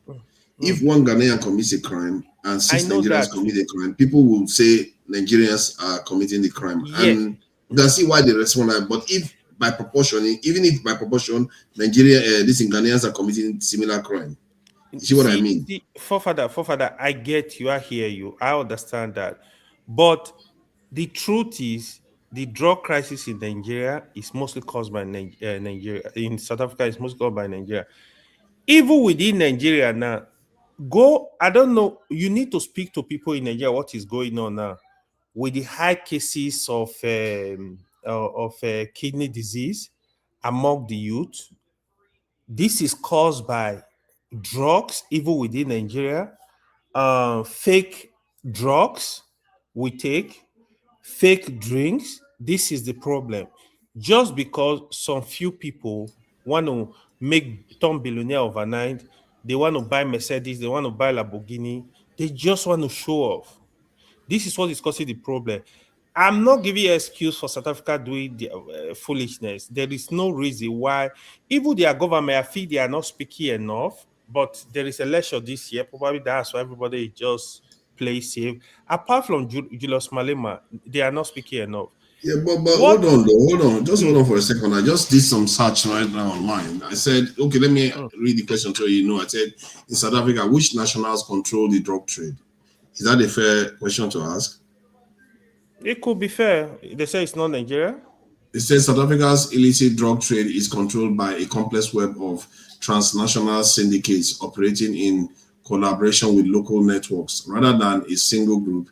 The key foreign nationals operating in the country includes Mexicans, Brazilians and Colombians, Eastern Europeans, Serbians, Montenegrins, and West Africans, South Asians. So let me go to the West African one, since they mentioned West Africa. Nationals from countries like Nigeria are heavily involved in distribution and smuggling of heroin, as well as the transportation of chemical precursors from Asia into South Africa. So, and then let's see the Mexican one associated with cartels such as Simona Listing. Operatives are highly active in manufacturing synthetic drugs. Authorities have dismantled multiple industrial scale crystal meth laboratories linked to Mexicans, Brazilians, and Colombians operating through maritime ports and airports. South American networks use South Africa as a primary transshipment hub for large-scale cocaine shipment heading to Europe and Australia. East Europeans, these syndicates are deeply entrenched in the international cocaine synthetic drug trade. So most of all this stuff, Nigerians smoke, but these people actually, Nigerians barely make it. We transport the precursors. No, don't forget. Drug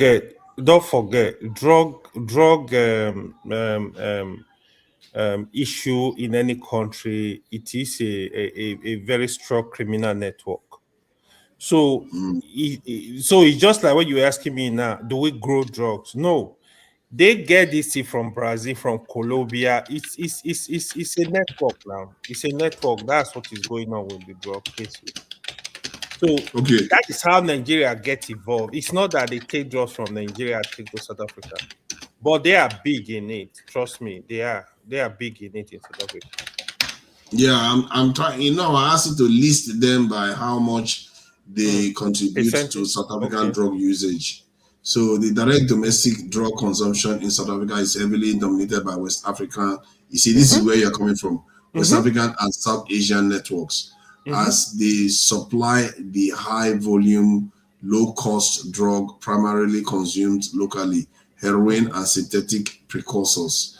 Conversely, South American and East European cartel primarily view South Africa as a global transshipment transit hub, though they are increasingly leaking highly addictive substances into the local economy. The primary foreign networks driving domestic drug usage are ranked below. So now you want to rank them below, which is fair. Yeah, it says West Africans, primarily Nigerian syndicates, drug-controlled heroin and low-grade cocaine. Impact on domestic usage, highest, over 400,000 South Africans are heroin take heroin daily. 400,000. Yeah, Making numbers it don't lie. the largest Yeah. illicit. That is diabolical, though. Yeah, That's what yeah. diabolical So is. can you see what I'm telling you? You know, No, I'm no, not gonna I come mean, with numbers that are not correct. if you're correct, I will. I'm not going to hide it. I will do a good job and hide it. I think you got that one right. Because see, but you see now what you reveal, what you have made clear here on this point. Because sometimes when somebody looks at the top figures, you just say, okay, other people are involved in it.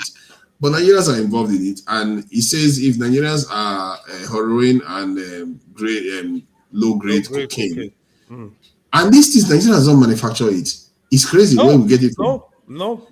Okay, They move so it. They bring it from South America.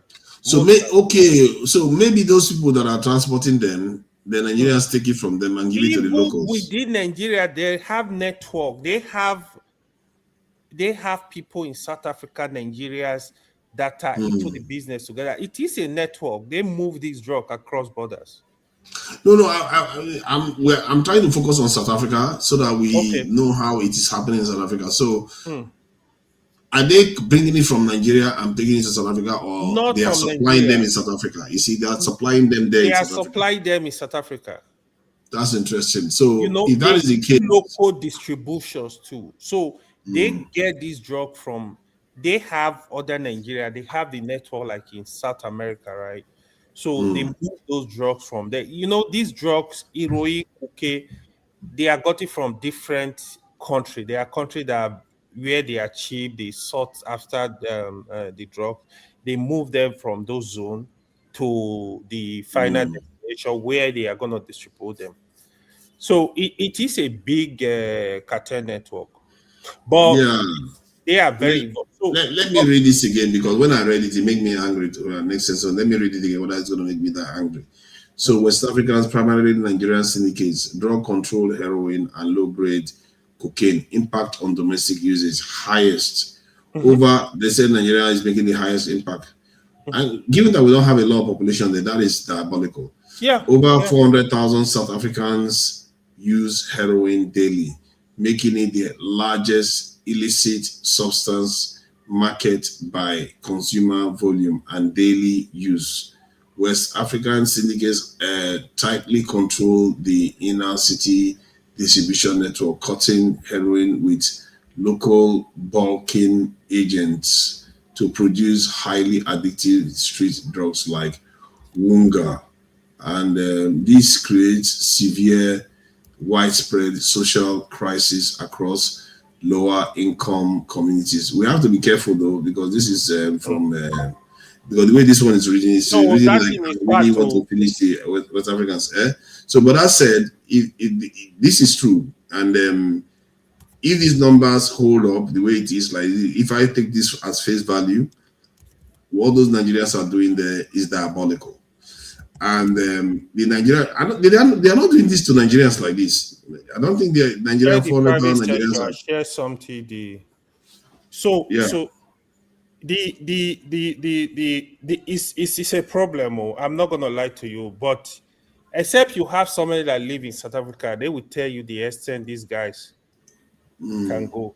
So you see, I when I really realized the devastating effect of drugs was when I used to live in downtown in Calgary, in Canada. Like each time coming home, you see crackhead, especially in the summer, how people life have been destroyed. I used to get pissed. Like, what is this? That's when I really realized the diversity effect of drugs. So at that point, I now realize why in the Middle East, in some of the country in Asia, if they catch you with drugs, no mercy, they are gonna slaughter you. And I really, really support. See, some things here you need to put harsh conditions. Somebody that is distributing drugs, he's doing more damage than even even a criminal. But a criminal will kill like 10 people during the life of his robbery. Somebody that is distributing drugs is killing generation. Thousands. But And let me come in on this one, because the Netherlands, I think Spain, and a few European countries have legalized these drugs. So if the damage of the drugs is not as heavy on them, and Did you say then it, legalize the drug? Netherlands No, and no, the only Spain, I think. it's only weed now, right? No, I think they legalized. Let me confirm. I think they I legalized. No, know I think they legalized Canada it. they legalize weed. No, they legalize Oh, drug taking. That they or they made it so that if you want to take it, they will go and inject you. You come to a clinic and okay, inject you the okay, drugs. okay. So Yeah. so they are able to manage it to an extent. But Mm. the area I'm a little bit I want to introduce to this based on Mm. what I read just now is that Mm. the Nigerians actually they don't even do the normal drugs anymore. They mix it with something. They mix it with Mm. something and create a new kind of drugs that is Yeah, also yeah, diabolical. yeah. And you see what you see, there are certain things, you see that lady on BBC News, that Dudula lady that I saw, I think last year or so, she was on BBC News and she was in floods of tears Mm. because her son lost his life because he was looking for money to get drugs and he died in the process. I Mm. think he was electrocuted. Mm. And she was in pain. She says, I hate foreigners. I Mm. hate, that Yeah. she was talking about how she hates foreigners. And when I read this, I understand. Yeah. It's bad, bro. It's bad. I'm telling you. I've seen the If effect of if it. this is true, because you see, I'm finding it hard to believe that Nigerians Mm. single-handedly, because their numbers based on their Bro, presence in that is America is not fact. as See, much. I'm in Nigeria. That is fact. I'm telling you, that is fact. See, But why is it that we don't have the problem in Nigeria, but they have it in South Africa? who said it? Coach, just hold on. That's where I want to go. You see, the one that is going on in Nigeria is still underground. There is a lot of drug issues in Nigeria currently. It's more, especially in the north. You can have this discussion with Masca. Especially in the north, drug is so common. In Lagos now, drug is like norm everywhere in big city all over the world. It is Yeah, Nigeria but that it's is not like causing it's hold drug. on, hold on, hold on, hold on. But it's Mm. not like in the West where you see whole streets and No, whole you areas, there is something you are get. No, drugs is common in Nigeria. Well, let me explain to you what's going on. So Okay. don't forget, majority of the people are poor. Drugs is an expensive Endeavor, yeah. endeavor. So then, if you go to the top private schools in Nigeria, which I don't want to mention for privacy, the drugs in those schools is so high, even as at 50 years ago, 10 years ago. It's so high that because the private school in Nigeria now is even getting better. The top private schools in Nigeria, don't forget these schools, at least you have more than average, at least an average Nigeria family going there, wealthy and average Nigeria family. Drugs was a big problem, very big problem. You can fact check me. You know I will But you talk see, but shit the if thing I is, don't know. in the UK, I know of people that are addicted to drug, but in Nigeria, given that if it's everywhere, I There don't know is, anyone. there is. I'm telling you. I know they exist. What I'm saying is that The the rate of the people that are doing this, they are not rate, as high as when you it would comes think. to the rate, it is a bigger problem in the north than in the south in terms of yeah, in terms of usage. It is a bigger. You just ask questions. You have people in the north ask questions. So it's a bigger in Kano. It's a big menace. Even women are What kind of involved. drug are we talking about? Any form of drugs, man. Any form Yeah, of but drug you weed can is think not. of. You can't. I mean, weed Not is a little even bit weed. different You now. are you are talking of weed. Oh no, a cough syrup is not the same thing So as they cocaine do or heroin no now. no no no no no. Apart from weed, what is the other one? Is it phenethanol? There is one that was common. It's also very common in Nigeria. The opium. Tylenol. No, not Tylenol. Even those syrup, they are drugs now. Yeah, the cough syrup. There is where they miss it, it become a real intoxicant. They are heavy drugs, man. Trust me. People get into all kind of stuff, missing stuff. Oh, there is problem. There is problem, to be honest. Even in Nigeria, it's just that in the south, I think in the south, people are taking it, but it's still a bit silent. but it's a bigger problem. It did not currently as at today. But who do you think supplies it in the north? Are you telling me that Honestly, I jihadists don't are know at also this into point. trading I on don't. drugs?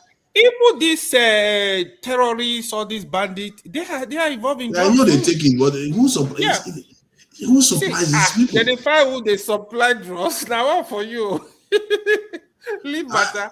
No, because I'm a bit curious now. Because some of all these things, like you said, they have Codeine. networks. Hey, Obi just said one codeine. Yeah, So codeine. what you need to do? I'm just giving you preliminary information. I don't want to go into detail of what is going on. So do your research. Do your research. You will have this discussion with me again. Just talk to people in Nigeria. Do your research across board. Go do your research different zone. They will tell you what is going on. It's just that we haven't You gotten know to that what am I point. saying? I know somebody that is taking it. I know somebody that is going. Yeah. Even a friend of mine, right? I'm A assuming friend that he of was mine, smoking, but I don't think he's smoking. But bro. we are all assuming that he's weak, but it may Bro, not I be don't weak. want to mention him. A friend of mine, the Mm, parent did not know his younger brother. mm. He was in one school somewhere in Abuja. They didn't know this guy was involved in drugs. Until he got really bad. They have to take him to a rehab. For months, he was there, try to, rehabilitate this guy. But bro, it's a problem. Oh. I just hope in no time you might see it might just break out like it's gonna be a very big menace. But You for now, know, yeah, it's you still know, when I manageable. was having the conversation a couple of years ago, Mm, when I found out that, like Guinea-Bissau mm. and many West African countries, including Those are Guinea routes now. Conakry, so yes, that they are using Yeah, it those as a are route major to routes cross now. over to this thing. Yeah. And the same thing with South Africa. And I think it's a mistake for us to assume that they're just routes, at least for now. Even The Burkina Faso used to be a big Yes. route. I don't know of now. The reason why it's a route is because we don't have the financial capital to spend the money on it. And the more West Africa, it's almost as if sorry, let me try to explain what I'm picturing here. And I see that as a threat, actually. It's almost like, you know how we say, when we want to take care of fix the country, someone like you would say state police, regional system, I would say recruit, secure the country and all those things. And prosperity will come. If you want to get prosperity in Nigeria, one of the areas you have to deal with is that problem. Because when things start getting better in Nigeria, people will start having more money. Yeah. Guess what? Those drug people now will now have a market that are willing to pay for it, and we become the targets of the drug trade. And that is a big problem that we have to worry about. As if you want to really, have our people prosper. They don't care. They don't think like this. The leaders don't think like this. They are not proactive. So they just do their stuff. Yeah. I don't know how people can, in good conscience, because you want money. Yeah. You don't have any other way of making money other than drugs. And in a way, life is weird because you can't always blame them to an extent. I said rate of kidney problem among the youth is very alarming in Nigeria. This is as a result of fake drinks, fake drugs.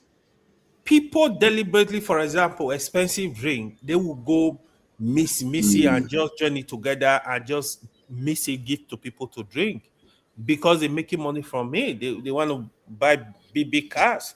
So people, it's lack of cautious. When it comes to issue of drugs, I remember what was it called? The current is it chairman of NDLEA, Marwa.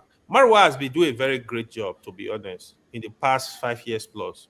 He's very good at what he does. So the super call now, Abakari.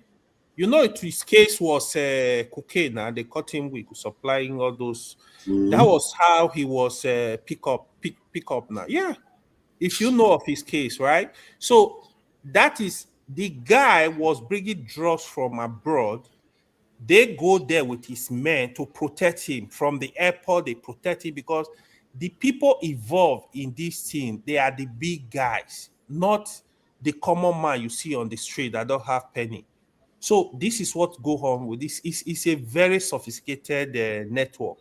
So you will be shocked. Even some top people Do in you the think, police they are do you involved. think China and Russia has a drug problem too? China and Russia. Mm. Yeah. Any major country have drug problem. The West, there is no country in the West that don't have drug. There is no country with money Including that don't China. have drug problem. You see, including China. Yeah. The only area, even when you check the Middle East, even in Saudi Arabia, why do you think they have death penalty on drugs? It's a problem too. So that is Right. why they don't play around with it. The Gulf countries, you will be eliminated. Do they have a drug problem in Saudi Arabia too? So I would say, see, there are people taking drugs in Saudi Arabia, but Mm-hmm. one thing that is, that is limiting it is because of the death penalty. So people are be careful. In Malaysia, a lot of our guys, they've eliminated them in Malaysia now. A lot of our Mm-hmm. Nigerian people that used to go to Malaysia, they have eliminated a number of Nigeria. In I think, Malaysia, in I think to an Singapore, extent, I'm not even sure I should feel sorry for anybody that is I will caught not feel sorry for with my brother drugs. if he's Yeah, caught with I'm drugs not going to feel because you are going there to destroy lives. Yeah, you go there to destroy that. I will not feel sorry for my brother if he get involved. I'm telling you the Mm. honest truth. Because Inhumane. See, hold on though. If you want to give them special inhumane treatment, I'm not for that. If you catch them, if it's death penalty, finish them yeah, because they're going finish to him. destroy life. It's just like you are talking of kidnapping, for example. You are kidnapping people, put people Yeah. life at risk. The one you can kill, you kill. They are when the person is called, you say have mercy on who. So it's just like the other issue, when it comes to capital punishment, how the money meant for a community, the money meant to make people life better. You will embezzle the money, billions of naira, for example, and they allow you to go free. Do you know if you are asked, give you a contract to construct 200 kilometers of road, that road is not done, the road is bad, people are having accidents, die every day. Do you know the life you are killing? So, If you are to fix hospital and the mm, hospital is not built, people are dying because of your foolishness. And see, this kind of people, they just eliminate them. They deserve to die. That's why in China they don't play with those stuff. It's only I hear what you are dance around saying. everything. Let's track our way back to the South African issue where the Nigerians are supplying them. So, in other words, their reaction is not totally unreasonable. And Yeah. I saw a video today when some people were saying that these things are somewhat engineered in the sense that, like they said, after South Africa got independence, that's Mandela was released, that there was this section of the country, I've not forgotten this, I think it's associated with the Zulus. I don't know what it is because South Africa is such a strange country the way it's been divided. It is. So that they use that section to try to cause problem within the South African community. Normal now. And Yeah. I didn't even know that there's a particular part that they use like that. And then I saw a video online where a white person was saying how they send them, because he used to work for intelligence services. They send them into South African communities, black communities, to go and cause divisions among them. So that said, the reason why I'm saying this is because when you say that Nigerians are selling drugs to South Africans, could this be a kind of way of turning South Africans against Nigerians? Because somehow the Nigerians were allowed to dominate it in South Africa. I'm not sure they dominated in many African countries that way, like, not in Kenya or Uganda as we know it, but somehow they dominated in South Africa. And because why was it allowed to happen? See. We don't need to. So the intelligent community, the way they operate, right? It's just like when you call like ISIS, for example. So they look for loopholes. When they want to destabilize your country, they look for. So Dr. Ogbo Wednesday, he was here 2 weeks ago, if I'm not mistaken. He said there is some activities going on in South Africa to destabilize them because of their support for Gaza. So I will not rule that out. But when these people come in, They look for loopholes. They look for what is dividing the country. Just like when somebody come into Nigeria now, he will study the whole country. Okay, I want to put fire on this country. How can I do that? Okay, there is a crack wall right here. They just pass through there. They just call the dissident and say, you know what? Oh, take this, man. We got to give you all the money you need, all the resources. Oh, yeah. So this is what they do. So I think they now use some people, South African, I said, okay, you know what? You got to go after the other Africans. Invariably, you are actually attacking the government because the government are going to bear the brunt. If Nigeria come tomorrow and said, MTN, you leave our country, a South Africa country, we don't want to see you in Nigeria. Ghana will come up. We don't want to. So who is going to lose? Is the South African government and the South Africans. So don't forget, the ordinary man on the street is not looking at it that way.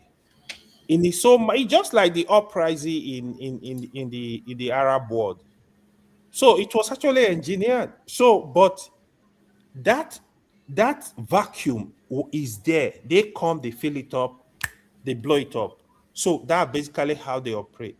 So, but Nigeria have been doing this for long. South Africans are aware. Some Nigerians. You know, South Africa is not only the country Nigeria are doing that. Nigeria used to be a problem to Malaysia. I'm telling you this. In Thailand, they used to be a problem. I don't know of now. In terms of drugs. But this is hold on. Okay, I hear what you're saying, but this is crazy though. You don't know your people. No, this is I know that we got involved in drugs, but I worry that we are making it look like it's almost as if Nigerians are the footmen for drug dealers around the world because we don't grow it ourselves. Unfortunately, you have to do more research on this, man. No, are you saying that we grow heroin in Nigeria now? We don't grow drugs. No, do you need to grow drugs to be a drug dealer? No, but that's my point now. I'm saying we are like footmen for these drug dealers because how is it that we manifest it all over the world? I will explain it to you. The Nigerians evolve in drugs is the love for money. So they're looking for quick money. So when they see that avenue, if you see what Nigeria did in Asia, they were using innocent women to carry drugs in Asia country, in Malaysia, in Thailand. Some of these women are in prison today. Some of them were bad. This is, I'm telling you, reality. It's bad. It's bad. We need to do better as people. We need to do better. A lot of Nigeria have damaged Nigerian name, but we are not speaking about these issues enough. I feel sorry for the next generation. I will need to look into it a bit more closely because open up. Let me finish what I'm saying because I worry that maybe we are over. Like we have drug, yeah, of course we have people that do drugs, but like in the UK now, Nigerians are not known for drugs. In America, we are not known for dominating the drug market. No. As a matter of fact, in Europe, we don't dominate. In America, it's Mexico. Yeah. That is well known. Or sometimes even Colombians. It depends on it's Mexican. You're right. Yeah. I love that line. In Europe, we don't register Europe as drug kingpin. So when most of the world and different parts of the world participate in it, I'm surprised. Like sometimes. Like the way you're coming across to make it, you're making it sound a little bit like Nigerians are like some kind of major. Like anti-Nigeria. No, not like anti-Nigeria. The point you're making was that to be fair, I made that point earlier on that many Nigerians have internalized some of the things we have been accused of. But that said, the one for South Africa is clear. It's really, really clear. That one is diabolical. I don't know how that could have happened. If they were not looking for a way to malign that, to create division between these two countries, because the truth is that if South Africans came to Nigeria and did that to 400,000 Nigerians, they will have a problem in South Africa. Yeah. So that is clear that is going to cause problem between the two countries. Now the question you have to ask yourself is, why did the leaders allow it to happen? Yeah, Who that's a people are big these? yeah, that's a question mark right there, right? The only person that has been speaking a lot against what is going on in South Africa is Julius Malema. You know, Julius Malema's position is very clear. Don't forget his opposition. The government, the ANC government, probably because election is coming, you know, in the last election, they could not even get majority. They are not being careful. They are trying to play safe. Because I don't know the percentage of South Africans I would say they are really against other African countries right now. But it seems the number is high from what I see online. It seems the number is going up. This movement is a big movement. No, no, no. Of, It's of- pervasive. It's yeah, pervasive in whole South Africa. unfortunately, they are targeting the black people. I've never seen situation where they target the Pakistan, the Indians, other nationalities. Well, They are I've targeting seen the it. black people. Even I've the seen other the way they thing target is not Europeans. even the other thing is not only they are not targeting only Nigerians, other African countries. So most of these African countries, they don't get involved in crime as you think, even drug, they don't get involved in crime. So why are you now after every black person in South Africa? To the extent you are buying some of them, even the so-called Nigeria, there are Nigeria doing legit business, hustling, have businesses in school. They are doing legit stuff. Okay, my position is you have security, you have police, you have. Why don't you go after the drug dealers? Why don't you go after people that commit crime? If you arrest Nigeria for crime, no Nigeria government is going to ask you question. Why did you arrest this person Exactly. for drug dealing? Why did you arrest this person? So deal with the crime and allow people that are doing legit business to do their legit businesses. And this goes to the core. In short, there are two cores part of the issue.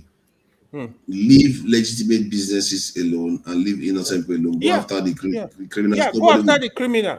Even Uh, Nigeria said we will be happy if you go after the criminal. We will support you. exactly. I Go after the will support. criminal. And Yeah, this is why I said why did the government allow it to happen? Because they are supposed to be cooperating and making sure this doesn't happen.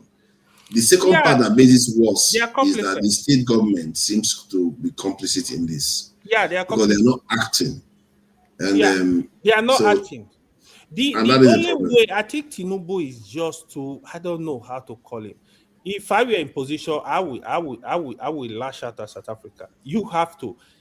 In fact, I will form alliance to make sure this we sanction South Africa in all ways. There are companies you got nationality.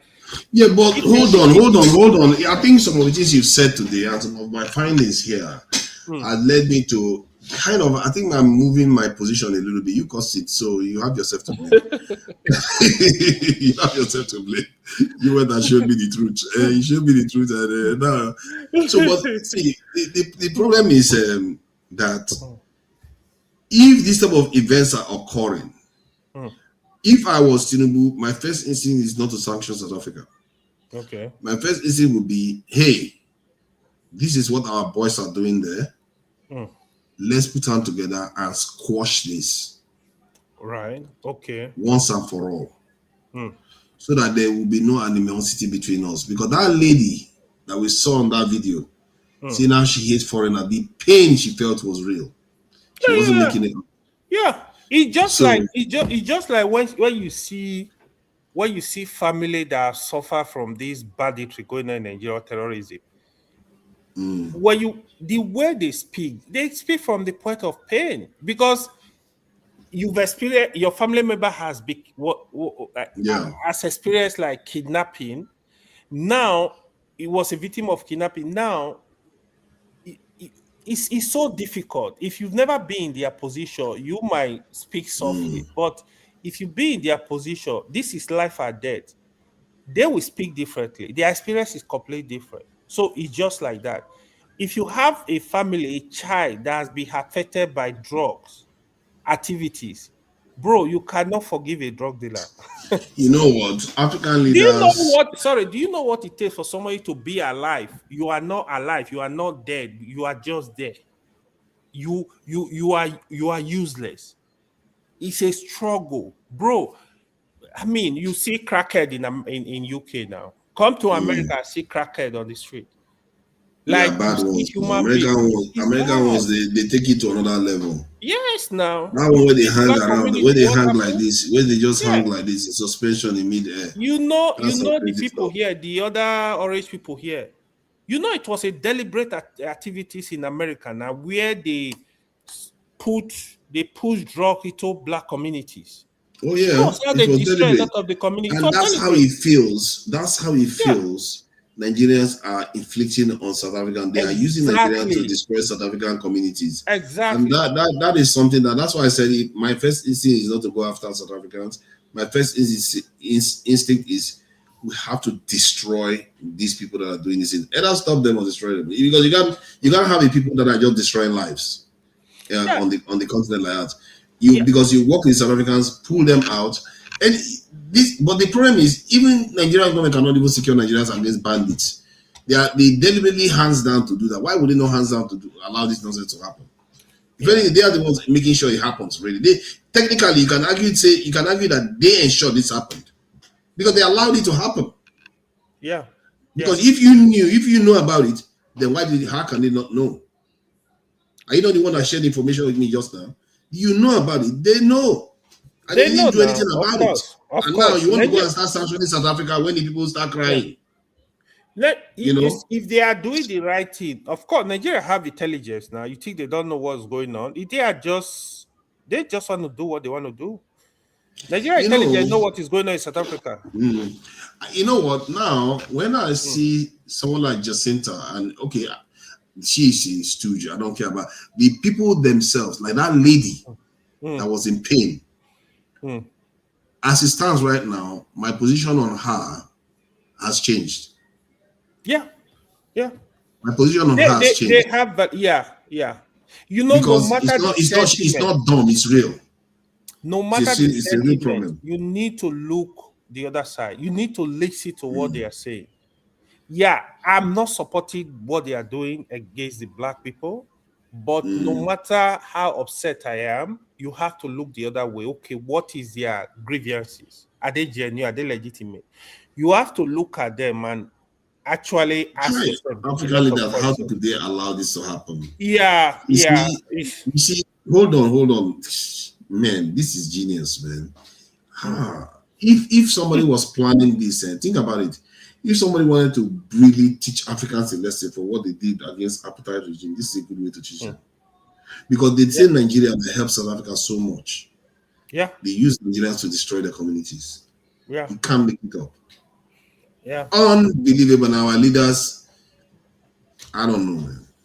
If you even listen to South Africa, now I saw a couple of videos, they are even telling you, no, if you know you help us during apartheid, go and meet what's it called? What's the hero? Go and meet Nelson Mandela. That is not my business. I saw one lady these people. He said, go and meet Nelson Mandela. That's not my business. I don't know about that. I'm like, what? Yeah, Nigeria tried for South Africa. In fact, the whole of Africa continent tried for South Africa during apartheid. That is not in dispute. But again, it's not also sufficient. Because of that, you want to do what you like in the country. You are not a citizen of the country. You know, even in South Africa, Nigeria used their women. So Nigeria also involved in bribing the police in South Africa. They are involved in all kind of funny stuff that happen in Nigeria. They take those stuff to South Africa. So even they use their women against the police, they use their women against the system. Now they are really like after Nigeria. I think you know what? I just feel like something is not right about this entire thing. Yeah. The whole thing seems right because look at now. South Africa went to the International Court of Justice against Israel. Today, look at what is happening to them. It's almost as if these entities that do these things, they know what they are doing. They are punishing you in a way that let me look for this video. It's genius. Her name is Josita. Like she broke the whole thing down. The crime they are committing in South Africa, who is committing what? She was so on point. That is what's going on. Let me see if I can see the video and share it with you. Come here. Just 1 minute. Yeah, let me see if I can see that video. I can't believe I'm finding myself I'm not sympathetic sure to those people. if you can watch this video. Check if Let me you see. can. I'm finding myself being sympathetic to those people that are going through those things because their lives are being blighted. It's almost like the kind of thing that they did to African Americans. Nigerians are becoming instruments to do those things to fellow Africans. What kind of situation is this? Yeah. Why do our people? Why do we do this to each other? And to be fair, Black Americans did it to themselves too. And so this, you see, this whenever I keep telling people that everything you do, you have to be strong. You have to have your strong security. Nothing, because the reason why these things are possible is because our communities are so vulnerable to being influenced. Yeah, vulnerable. Yeah. We are too vulnerable. Anybody can just come. They play us like a fiddle. Can you just look at how Nigeria is divided today? How everybody is just the country is just in disunity. Just imagine somebody that want to play game in Nigeria. They will have it. I feel bad. I feel bad for South Africans to an extent that Nigerians have been used as an instrument. They also pass through a lot. Despite their issues, they have their own issues. Sincerely, you can't rule out their pain. No, they have the issues we talk about. See, hold on. You see, when we call them lazy, when we call them all kinds of things, the issues we talk about, Nigerians are introducing it there. Because when you have people addicted to drugs, 400,000 of them, do you know it wears a lot of people down? 400. Let me finish the point. This is very important. 400,000 heroin addicts in the country taking it every day. That pulls the family down. That is just heroin. Not to mention all the other drugs that are involved. It pulls the family down. It pulls a lot of people down. And Nigerians, man, I'm getting to a point whereby it's almost as if I owe South Africans an apology. See, let me explain this to you, right? So you see, I was analyzing the issue, how a lot of South Africa behave, the Black South African, and how Africa America, a lot of them behave. They have some kind of similar characteristic in some ways, to a large percentage. So South Africa passed through the apartheid. What Africa America passed through, you could describe it as even worse than the apartheid. Say before now, right? So now at least it's better. So that trauma, I think, is still there too. It's just like when I've seen situations where Africa, Nigeria specifically, they will come to America. Oh, these Black people are very lazy. They are this, they are that, they are that. I'm like, bro, do you know the history of these people? You need to get close to them and have discussion. They pass it through a lot. Yeah, it's not completely an excuse. Are too crass. Why are Southern Nigerians so crass? No, it's lack of emotional intelligence. That is what we also do in Nigeria. Why are we so crass? That is why I usually stand against those stuff. When you come, it's so easy for you to call the whole tribe out. It's so easy for you to you just disrespect somebody, people, just because it's just different from you. Even when you see there are people, for example, I'll give you an example. You cannot say because you are educated that your childhood friend is a mechanic in the workshop in Nigeria, you will not respect it. Some of them wanted to go to school, they didn't have that opportunity. So when you listen to people, you speak to them, you understand their struggle. I usually have educated a lot of Nigeria on this in America. I'm like, bro, you don't know these people in history. It's more than what you think. When you sit down, that issue of drugs we're talking about now, both drugs are gone. We're funneled through the Black communities. From there, what happened? They are killing themselves. They are going to prison, and mostly the men, gangsterism.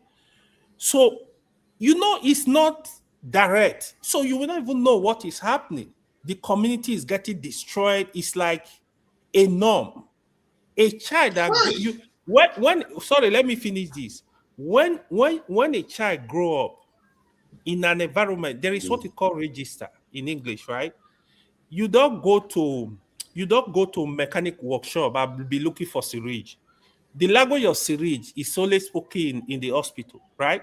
So when a child grow up, all he sees is people taking drugs. It's like normative for him. He doesn't know it's wrong. They don't forget, most of them live in the hood. Even till today in America, do you know if you go to black community, their schools, they are the lowest of the low. So when you go to white community, Asia are able to organize themselves. For example, out of 10 points in white community, you see schools 8 point, 9 point, 10 point. When you go to black community, you will see 2, 3. And you want those students to compete with the other students, facility and moribund. Bro, if you if people don't understand it, the systematic racism is so bad that you like if white occupy an area today, the moment they see percentage of black getting to 20-30%, they are selling their property, they are moving out from that area. You know why? I'm beginning to get to a point where I don't even believe in racism anymore. Because this entire thing, like I said, all this stuff depends on how your community is structured. Yeah. I used to, when I was growing up, I saw how Chinese were treated in the West. They were calling them, you will see the Chinese say they are being racist toward the chinkos and all that nonsense that they call them. Yeah. But I witnessed the way they treat them change as China became more and more powerful. Of course. Because they know there will be consequences when you treat them badly. Yeah. That is, so in other words, in reality, what we call racism is weakness of a community that cannot stand for itself. And taking advantage of that weakness is what racism is basically, because it's one thing because racism just seems to imply that, hey, you are bad, I'm good, but because I'm weak, because you are using your strength against me, you are bad, just because I'm weak. But I don't subscribe to that. You have to sooner or later, we as a people have to sooner or later take responsibility, because what you just I knew that Nigerians did drugs in South Africa, and I knew that they don't manufacture drugs, which is also that's what you kept asking. Yeah, I knew they don't manufacture it, so people supply them the drugs. And but when I rephrase the question to say, how about the usage in South Africa? Who are the ones truly supplying them? And isolate Nigerians on that list. That is devastating stuff. Yeah. But that said, I need to ask the question: how many whether South Africans play a role in these two? Because if it's Nigerians that are doing these things in South Africa, that is equivalent to African Americans selling drugs to themselves. I guess it's similar, but this time it's from foreign entity and from the country that fought for those people to become free. For you to become an instrument to get them addicted to drugs. Drugs, 400,000 people. That is really making me furious right now. If you watch that video I sent to you, if you are able to watch it, you will see the girl. She analyzed everything. She was on point, man. She was on point. So I sit here sometimes criticize South Africans. Okay, why are you not pulling yourself up, trying to educate yourself, take over your country? How are you supposed to take over your country when fellow Nigerians are going to poison them with drugs? Some people know this fact, actually, even some Nigeria. If Nigerians were here now, you see some people will argue. They just like to argue, but that's a fact. You see, it's fact. They know, not that they don't know. But why is it that the government don't block it? Why is it that government doesn't say, okay, fine, Nigerians don't come in again, period? Yeah. Why did they allow this to happen?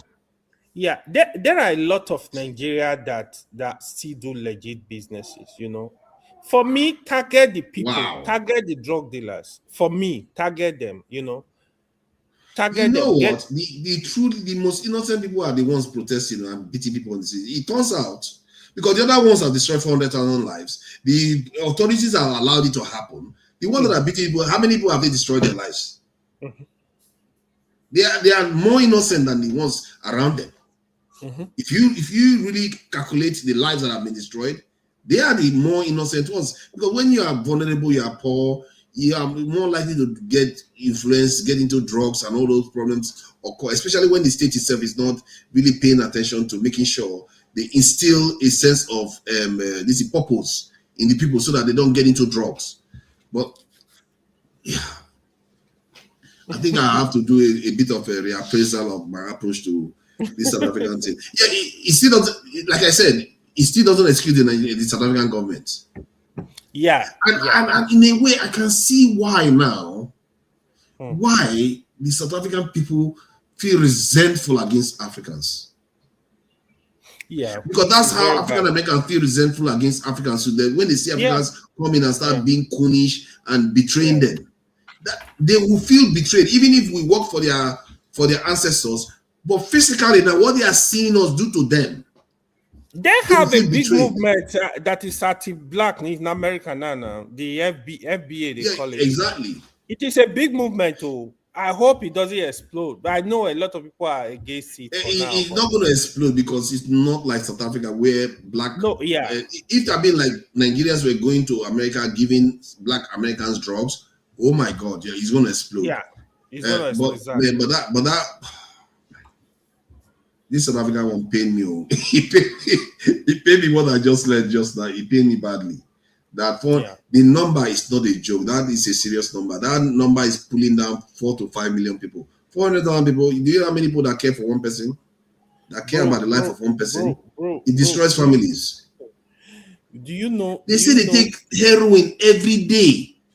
Do you know the percentage of Nigeria in different country prison for drug-related offenses? Just do your research. If you want to discuss this topic, do your research. Go to pick different countries. And these are mostly Southerners doing these things, isn't it? It's mostly Southerners that are doing these things, isn't it? Yeah. They are Southerners now. 99.9% are Southerners. Hi. So the North, first of all, they don't travel, right? Second of all, they don't evolve. You hardly see them evolve in this kind of criminality outside the country. Yeah, it's people from the South. Wow. It's very bad though. It is the Southerner that destroy the reputation of Nigeria abroad now. It's not the North are not evolved. The North, they are evolving in other kind of activities, but they are not evolving in damaging Nigeria image outside the country. I need some time to connect my thoughts on South Africa now. I think I have to reevaluate my position on South Africa. Yeah. It's only fair. It's only fair when you get more information. Yeah. It's fair. Move your position a little bit. Thank you for coming. Because I'm not going to be in this evening for this thing. I'm going to be very busy on this day. You have a for date? The first time in a long time. No dating. I just have appointments, things that I need to sort out. Good. So yeah, but you educated me. You see, this is why it's good to have conversation. I didn't want to bring anybody in, but you thought you showed me something today that I didn't know, and it's not like it's going to change my position on the government, but it's going to alter. To be fair, it might actually alter my position on how xenophobic South Africans are. Yeah, that is crazy. That is crazy. All right. Thank you for coming in, and let me play Jacinta while she's going. She's talking about Nigerian Africans laughing at them, so she doesn't care. That's maybe today the Trump issue, this Iran and America, the agreement. That one another discussion. That war, that thing is not going to end well. It's not going to end well. All this one. No, there is an agreement now. There is an agreement. Yeah, it's not going to end well. America. It's not going to hold. It won't hold. It won't hold. Yeah. The forces at play are too great. So they agree closely. You see, agreement is close, not even close. This thing is not going to hold. Trump even if they have an agreement, it won't hold. They say CNN analyzed. He has made that statement 38 times since the beginning of this war. Because he has to say it so that the markets don't go crazy. Bro, it's still bad. This Yeah, week alone, yeah, bro, it's bad, if but I tell it's not you going to be. It's not going to hold. how much was wiped out in New York's Trillions, you know. stock money, trillions. Yeah, The it's not going to hold. America inflation is around 4 point something now. Mm, Highest is like even higher than COVID period. mm. The economy is strong. That's why you see Trump is having resistance. He does not want to continue the war. He's being careful. Sincerely, if this war He's buying time. He's buying is time by on what time, he needs to do. but here is it. I think Iran are ready for this war. If this war go all out, bro, the world economy will be so smashed, you will not even believe it. Everybody will suffer it. No. I think they don't care about that. These guys, if they did, They don't care. the only thing Trump cares about is what's going to happen in November, because he fears that the Democrats are going to go after him. If that happens, maybe he might say that, you know what, or better off. The more I increase the war, the more they can touch me. Because if he increases the power of the war, then impeachment will not, just like Netanyahu is doing. He too finds himself in the same position. He might even cancel the election. You know, last Saturday also, when I was trying to analyze these conflicts, sometimes when I start talking, I don't necessarily know where I'm going to land. But because of the reasoning, I start reasoning it down. And when I reasoned it down, I was quite shocked how grisly and how catastrophic this whole thing could end up. Because there doesn't seem to be any easy path for Trump to get out of it. There's no easy path. It sincerely, the only thing is going to end this big war. Sincerely, if you ask Trump would be regretting why he started that war. He's regretting, but you know now, as usual. I don't think he's regretting. You don't understand. There's Epstein file on one side. There's Epstein file on one side. There is immigration issue on one side. So those things, and Israel is crazy, and Israel has they own him. Israel wants to take Gaza. It's like so many troubles everywhere. Many troubles. Anything else. So Iran now is even the best thing to him right now. You might not think so, because they're saying it's going to cost him in the election. Everything else is going to cost him the election. If he releases the F-3 files, it's going to cost him the election. If he allows Israel to destroy Gaza and destroy everything that Israel wants to destroy, it's going to cost him. Everything is trouble. But this one, where he keeps announcing peace deal all the time, is a holding pattern.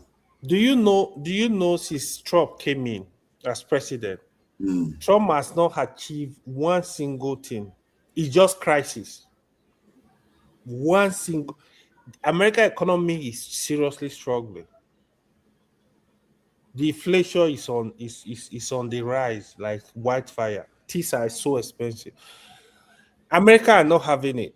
If you go to gas price now, gas price is high. So I think they have to teach him a lesson in the midterm. However, you know, America, they have short memory too. If Trump decides to stop the war this month, they might forget even before November. But however, I think the best thing is to bring in Democrat to checkmate him very seriously. Because Republican, they still play this hacky and packy game like, you know what, it's still our Percy, you know. But you need to bring Democrat to really, really checkmate him. That's the only way Trump will sit up. Otherwise, they just impeach him.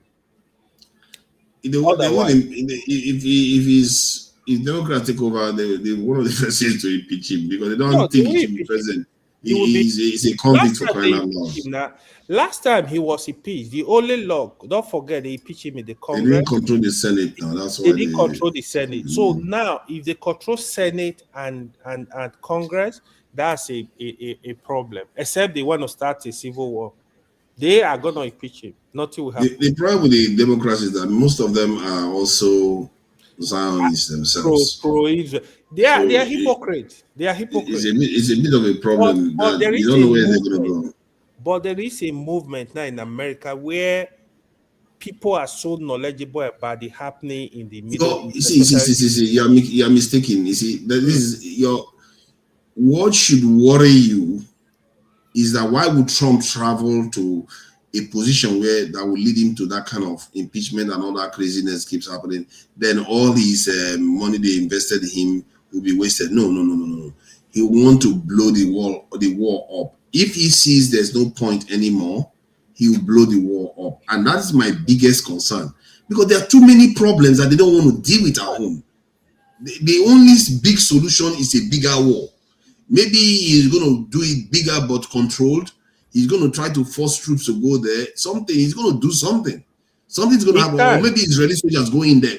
Something will happen. No, this is for not sure, the end. Israeli soldiers cannot go into Iran. They don't burn their papa well. My point is that this war has not ended. This war I mean, you have a will point, remain. though. You have a point. Because they don't have. I told you, America will go to a big war, or they will have to deal with the hell they have at home from Epstein file and demographic change that will lead to a civil war. That is too big. They don't want to deal with that because that one is messy. It's their own people they will have to deal with. At least now they have to deal with Iran. They would rather bomb Iran. Except Iran, if Iran goes and explodes nuclear weapon, then all bets are off. Maybe Trump will like, okay, Iran is too hot. Let's go to Nigeria.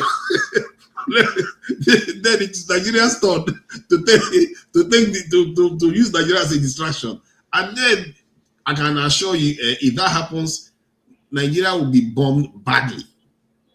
Because they need a big war. America needs a big, or Cuba, one of them. They will just pick one and start a big one. Yeah, he's still threatening Cuba now. He's still threatening Cuba. Because of the Iran war, he has bought how many months off the Epstein file? Yeah. Without this Iran war, that Epstein file will be out now. Will be out completely. He's the name of the game. Thank you. Thank you for coming. Thank you. Thank you. Man, thank you for your education. You gave me a bit of an education today. And it's not very often I leave a session and say I have to reflect on the way my perception of things. It's not often that happens. And it was just a simple information they gave me, and I doubted it, and I checked it, and I saw a horrific number. And I'm going to verify that number because that's a very big reason to change. Yeah. Do research. It's a very, very horrific number. Do research. 200,000 a day. That's sad. Thank you for coming in, Ewa. I appreciate everything that you shared with me. I hope you all are watching this also learn. You know, we fellow Nigerians, some of this we are doing, some of this we are doing is awful. It's really awful. Thank you for coming. No problem. Those countries that have come out to say that they don't support South Africa, they hate us, they want to see us fail, they want Mexico to beat us, they're proudly Mexican, blah, blah, blah, blah, they're writing us off the African continent. How we can encourage you guys to support Mexico and all the other teams that you want to support. I don't know how I can encourage you. We are supporting you to support other teams.